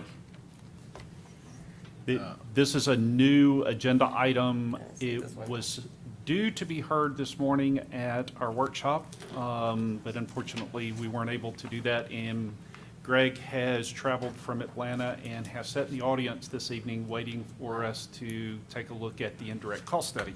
Motion to amend the agenda Yeah. as stated. Second. We gotta All give right. him that much. Any discussion? All those in favor, please signify by raising your hand. 4-0. Thank you for hanging out with us. Please. Wow. We're sorry you sat through all of this to be able to get to this. No, I appreciate y'all persevering. I'm gonna pass out a copy of the indirect cost study. Thank you. Thank you, sir. In case anybody is not cool enough in here at this time, We can adjust the thermostat. I never thought that I please would let say us that. know. Dr. Ledbetter is thinking about trying to turn it down lower. We had one. Oh, we had two. Okay, thank you. Save some money. Does AC You cost? probably had at least 4 at one point. Yes. All right. All right. Greg, So- do you mind introducing yourself, please? Yeah, I'd be glad to. So my name's Greg Ashworth. I work with Turnip Seed Engineers. And Dr. Ledbetter asked us to put together a simple and fair cost-sharing analysis with the authority. What instigated this was, and you guys may be aware that the authority is looking to move to a different space within this building, and before that move happens, both parties, I think, wanted to know what's a fair amount for them to pay in rent to the county. And so part of this study was to evaluate fair rents. And so you'll see that that is listed as an item on here, which ends up being $26,100 per year is what we are recommending for the 1,740 square feet that they are wanting to occupy. And then there's also other costs that the county incurs as a result of assisting and sharing services with the authority. And so this gives a way for the county and the authority to agree how much is the authority going to pay the county to continue to use its services and to continue to rent space from the county. So, I asked for this. I asked for this because between the water authority and the county, and I'm not sure who else, there's always been, to me, like a mixing of the funding. And, you know, the water authority has their own finances and whatever, and there's no reason why the water authority should be using county space and not paying us what the market rate is. So, I asked Steve what was the square footage, because I remember when we used to lease space down at the old Food Depot area down by Park and Recs. It was based on a dollar amount per square foot. Feel like I wanted to say like $25, but it was something like that. And then when we did the initial assessment, like even this assessment here comes back at like $14 a square foot. I don't know what that looks like, you know, compared to the rest of the market that's in downtown. Yeah. We had a building that was next door. They were paying like $400 a month, $800 a month for a several thousand square foot building. So clearly we don't have a measurement. You know, I I don't. have some comps that I use to come up with this, and I'll pass that. Okay. That's good. Comps are good. Because I think as a county, we should have some uniformity. If somebody wants to get into our building, it's gonna cost them. Yes. Right, and if we shouldn't look at the building and say, okay, well, it's 20 years old, we're gonna charge less. Because we wouldn't be leasing a building out that didn't have all of the air, heat, flooring, whatever else is required for a building to be legal. So, yeah, that was my concern. So you'll see on here that at the time that we did the study, in Griffin alone, there were only 2 office spaces for rent. And it ranges from 34 cents per square foot per month to $1.41 per square foot per month.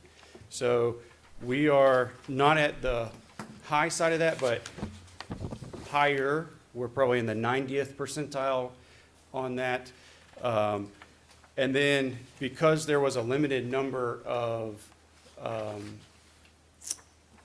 spaces available in Griffin, we also expanded the search to other cities that we felt were comparable to Griffin. So LaGrange, Macon, Warner Robins, and Columbus. And you can see Yeah, the I don't really distribution. feel like those cities are comparable to us. We're Okay. not comparable to Okay. Columbus, Georgia. We're talking about a city of over 250,000 people, Yeah. which Macon is, I don't, I'm not trying to tell you how to do your job. For me, that's not comparable to where we are. What would make me made me feel better is that if we looked at what the going, and this is what I said before, what does it cost to rent the space up where Grits is? What does it cost to rent a space down right next to where Smoking Margarita is? That's downtown, which is where we are. But even with that, that should give us a better sense of what a reasonable amount of rent is. I mean, it could be less, but I'm pretty sure I can find out what tenants are paying in the City of Griffin building. well, we asked you about that, and your rent is really good because you said y'all have been there. a But long there are other private tenants in that building as well, and United Way is in the building, so there's some other governmental entity types that rent in the building. My little brother is looking to open a storefront here in downtown, and so I have pretty good firsthand knowledge of what he's been quoted at all these places. The one place down over here quoted him $3,000 a month, plus he had to pay the build-out cost. Another place on across the street from Saki quoted him $1,800 a month, and they would pay the build-out cost, but he's gonna have to wait 6 months before it's even. Is that more than 1,500 square feet? I would think so. It's about half the size of this room, so I don't know how much this room is. So it's deeper than this though. All right, so let's go back to the key issue. You want to hold off on approving. Yeah, because I just don't feel that these examples are relevant for this community. I'm That's sure okay. that he did his research, but I want to know what it's costing people to lease here. Is So that a that big you- issue, Greg, for you to find that out and do that? Wait a minute, so he's got 2 examples here. He's got the first one. Of buildings that are currently for lease. Yeah, Right. that's the only public information. I get it, I totally get it, Like, but I don't think if I call, I don't remember the examples that you listed off, but I don't think if I call them, they're gonna tell me what they pay for rent. I don't know. Well, Okay, the all right, City of about- Griffin would have to respond to an open records request We with can probably leases. get that information for you without you doing it. We can probably get that information. We'll provide you that information without skewing it off and say, this is what around where we are. Yeah, the only piece that we may want to consider is just the rent piece. The other Yes. areas of consideration for recommended cost per unit, staff, Jenna and Erica have been working with Greg and his team for the last month or so, for a period of time, to pull all of this information together for us, so we feel very confident with the numbers, with the exception of the rent. We had some conversation as well around the rent. The initial suggested rent was $1 per square foot. We asked and challenged Greg to go back and find us some more examples. The only 2 that we had, Joseph reached out to a couple of places. The $1.25 did put us in the 90th percentile. with expecting the water authority to pay out for all build out of the facility. But again, I'd love the opportunity to continue to look through, especially with Stephanie's help, to find some analogs for us to challenge that square foot. I just want us to have something that's uniform. Yes, ma'am. That says if you want to go into a county building, they base it's on this much square footage, this $2, $1, $5, I don't know. But I knew that it was something because we had some issues with it there. And I'm put on my water authority hat, and I mean, like, yeah, I don't want the water authority to have to pay all this money out, but I want the county to get what they're due for the facility. So, Yes. so Okay. yeah, let's, So what challenge do you have of Greg? Yeah, and if you have particular ones that you want me to reach out to, I'm happy to try to okay, do that. I'll get some addresses. Okay, all right. So you're gonna get that to Steve, Steve will get it to Greg? I will do Make sure that. we're all- And Stephanie, anything you can do to get it to Steve, to get it to Greg? And we need you to be the honest broker. Yeah, but, yeah, yeah. Be And able that- to look at it and say, yeah, we think this is low for downtown Griffin Okay. area, okay? Any other questions about this? The rest of the stuff, we think we're pretty confident in. Yeah, I can just say that I leased out that Dove Down building for about a month or so, so I know that that's pretty, it's not cheap. Yeah, Say Ju- that. Yeah. Mr. Chairman, just as an aside, I just want to say thank you to Greg and Turnip Seed for all the work that they put together for this. The last two studies that were done, Greg used those and made sure that we were following suit with those. But staff has been very pleased with the ease of this tool because it affords us an opportunity to take a look on a monthly basis what the indirect costs are going to be between the county and the water authority. So I just wanted to say thank you to Greg and Turnip Seed for the work that they've done. Thanks for Thank sticking you. through all of this. Oh, too. no, you're welcome. Thank you for having me. Thank you. Hang in there with us. We don't need anything else? Thanks, Guy. Thank you, Greg. Be safe. Thank you. All right. I'm at the item 12, report of the county manager. Mr. Chairman, in lieu of time, I would forego any conversation Okay. unless the commissioners have questions.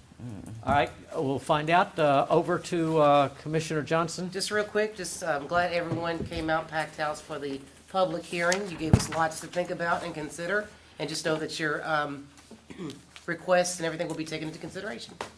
Okay. Commissioner Flowers Taylor. I got nothing. Commissioner Dutton. Copious notes from tonight's meeting, copious notes. Cool. There's a lot, it's clear to me that there's a lot of confusion out there. I mean, we had someone come up and accuse us of buying timber. There's clearly a lot of confusion as to what the county does and what the county doesn't do. But we would certainly love more specific feedback. A lot of people have been saying, make more cuts. Okay, what? Want me to close the parks? You want me to close the senior center? Want me to close the collection centers? Should we close the jail? I mean, what would you like me to cut? There's the budget right there. We will take time, we will go through them item by item. What would you like me to cut? Make more cuts. Okay, what? Okay, we're not the school board. We have no control over at all what the school board does. We're not the tax assessor's office. We constitutionally have no control whatsoever over the tax assessor's office. Not the values going up, not the values going down. We can be as mad and blue in the face about it as everybody else is, and we have equal control as any other citizen here, which is zero over what the tax assessor's office does. None. People complaining, why are you building the aquatic center? Because we're forced to by law. And that's the only reason. We're forced to by law. There was a vote, a referendum. The people of Spalding County voted to pass that SPLOST. And now the county has its list of things that it must by law now build. Even if, doesn't matter how over budget they are, we must by law build them. All the arguments against building the aquatic center, my hands are up. At this point, We're 8 years past that vote. There's nothing that we can do. We're now required by law. You know, elections have consequences, including SPLOST votes, including T-SPLOST votes, including E-SPLOST votes. Once they pass, our hands become tied. This budget that we put forward early in the year and passed is not extravagant. It calls for one new person, and that one new position is to train up somebody to take the place of a retiring longtime employee who's leaving. So next year's budget, there'll actually be a net decrease there. I mean, this isn't, you know, there's no gold toilets here. You know what I mean? Like, this is, I loved when people came forward tonight and said, why doesn't Dr. Ledbetter take a real close look at this and go through with a fine-tooth comb and cut everything he can? We've done that. Twice. We've come back and said, what else can go? What else can go? What else can go? We've looked at every single line item. We've looked at every single department's budget. If you think there's other cuts to be made, please come up. We will look through the budget with you, and please propose what should be cut. Well, you know, take 10% off everything. You can't do that. Like, that's not a cut. You have to cut specific things. Tell me what to cut. I would love it if GEMA and FEMA would get our money back to us and have that emergency funding faster. That would be awesome. But the way that state and, Lord help us, federal bureaucracy works, we're like, those people were amazed, flabbergasted, astounded that we got the tiny portion back already that we've already gotten. Like, they were shocked at how fast. And again, it came that fast because of Glenn and those cats' good work and how amazing our staff is. And yet, that awesome staff that worked all that overtime, that did all the, you know, that killed it when their families were going through a tornado as well, and they're out here working overtime to get everybody else up and running, you know, doing multiple jobs, we're giving them a 2% raise this year. When inflation's, you know, 10%, 20% over the last 2 years. You know, like, that's slapping the people that totally just saved us in the face. You know, and yet we're only proposing a 2% increase. Like, I mean, a 2% raise for them. This budget was incredibly moderate.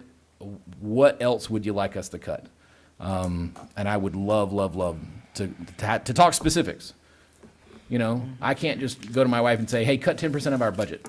Like, that's not, like, she's going to laugh at me. But if I say, hey, we need to cut Netflix and we need to cut, okay, all right. There's specific things. If we want to look through those, they're right there. We have physical copies. Let's go through it. Let's figure out what we should cut. Because we've looked through it. I've looked through it personally. Everybody up here has looked through it personally. We've had workshops. We've had retreats. We've literally had a PhD look through it to see what we could cut, what we could redesign, where we could. We've rebid every contract. I mean, everything that we could do to shave 30,000 here, 5,000 here, a few hundred here. We've gone through and shaved. I would love if somebody could come and tell us this specific thing you should stop doing and why. On the other hand, people have said, well, we need more industry. I agree. But when we had a warehouse coming in, the room was just as full that night with people saying, how dare you build a warehouse? And yet, hey, wait a minute, my taxes are going up. Yes, because residential cost us more to support and provide the services than they ever generate in their tax revenue. It cost us more in revenue to support a residence than that residence will ever generate in tax revenue.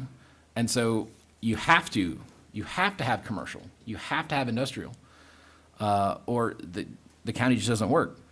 And yet, when we come in and say, okay, here's a great way that in the future we can lower your taxes and lower your property tax burden.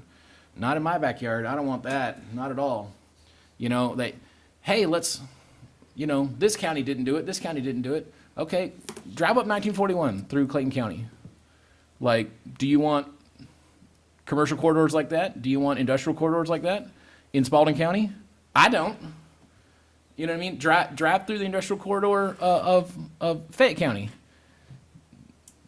Do you want that? I don't.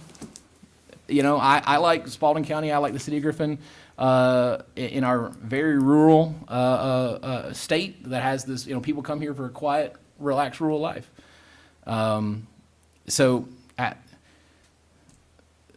People come and complain, and you go, okay, then tell me what the solution is, because we're trying to do our best. We're not up here doing this so that we can pat our pockets. We're not, you know, there's no golden toilets.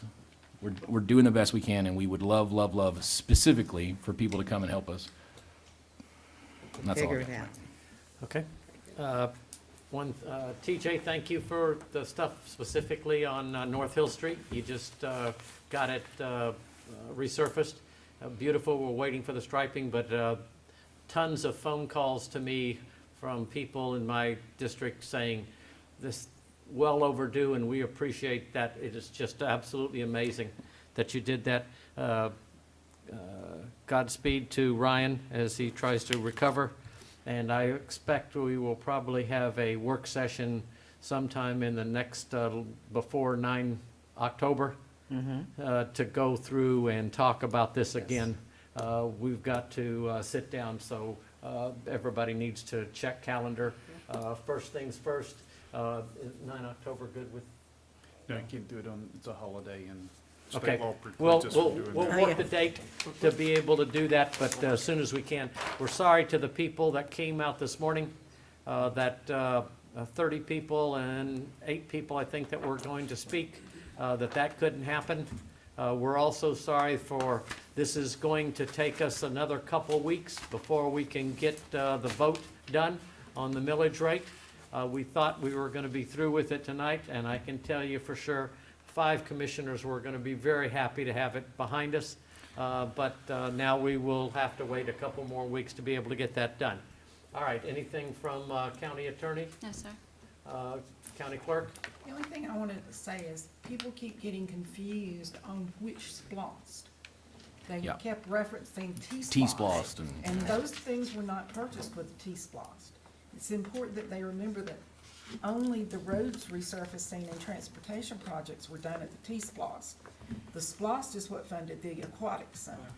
Okay. And they need to keep that in mind should we ask for another T-splost.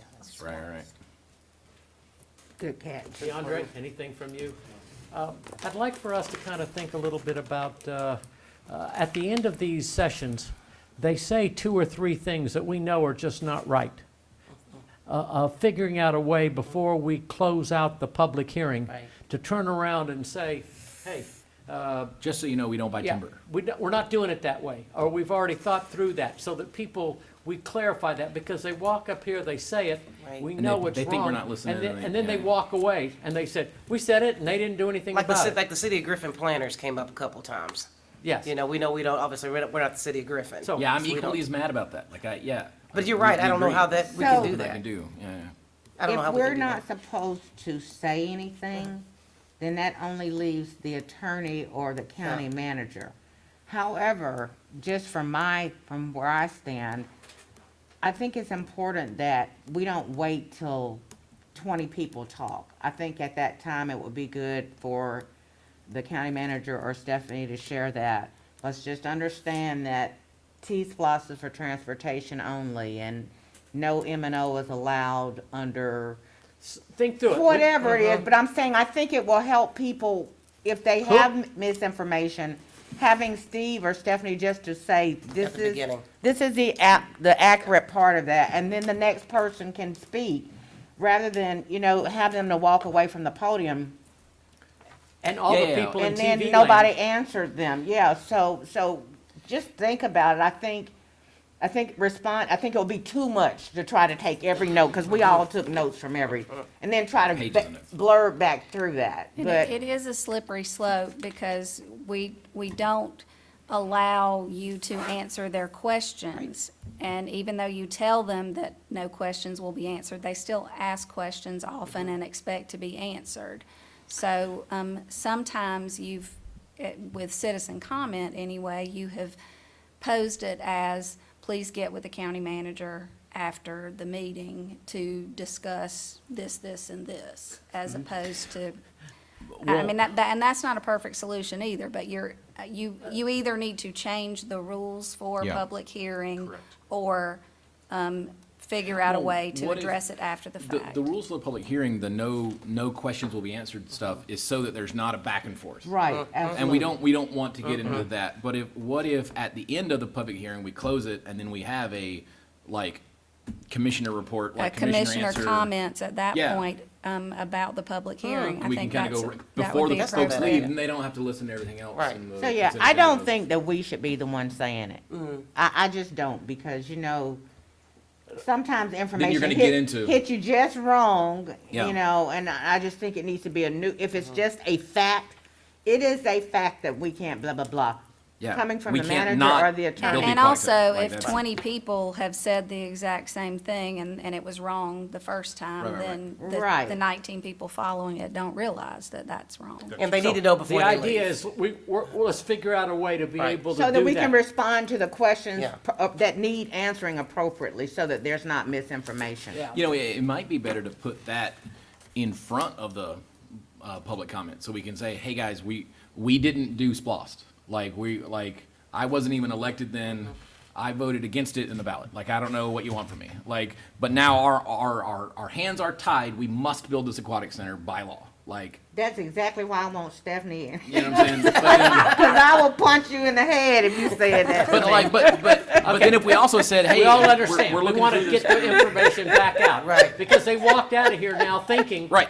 We said it to the commissioners and they didn't say anything about it. Right. It must be And I true. totally get it, that they like, okay, what good is Right. coming up here and talking if nobody's gonna say anything? Item 14, call for a motion to enter into executive session, consider request to conduct an executive session for consultation with county attorney or other legal counsel to discuss pending and potential litigation, settlements, claims, administrative proceedings, or other judicial actions brought or to be brought by or against the county or any officer or employee, or in which the county or any officer or employee may be directly involved, as provided by OCGA 501421. Motion go. And to- discuss or deliberate on appointments of employment, compensation, hiring, disciplinary action, or dismissal, periodic evaluation, or rating of a county officer or employee by OCGA 501436. Do I have a motion to go into? Motion to go into closed session for the stated reasons. Thank you. I have a second? I don't wanna go. Second. Thank you. I have a motion, a second. Any more discussion? All those in favor signify by raising your hand. 4-0. We're in closed session. you two, we were here early, okay? Y'all weren't. Look, I promise I'd So rather we been here twisted than here. sit in that jury box. Oh, man. We've been here since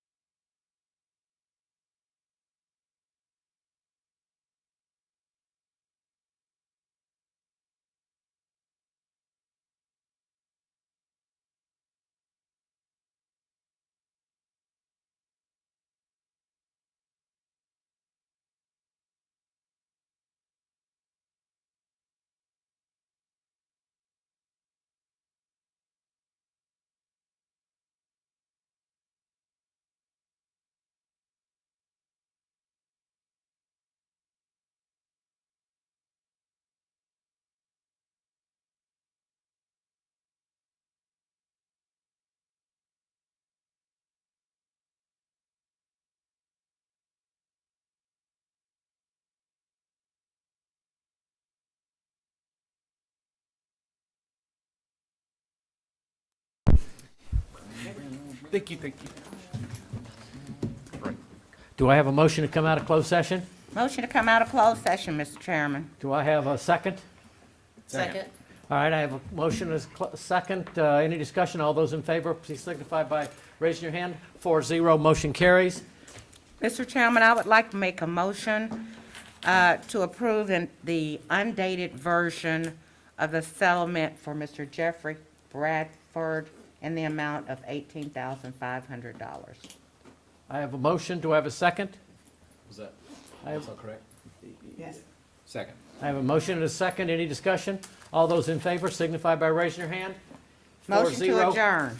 I have a motion. Do I have a second? And all those in favor signify by raising your hand. Amen. 9:40. 9:40. All day. Your baby's gonna be looking at you tomorrow like, where you went? And then come back middle of the night time, when it was dark time. All right, guys, y'all did outstanding work today. Everybody still got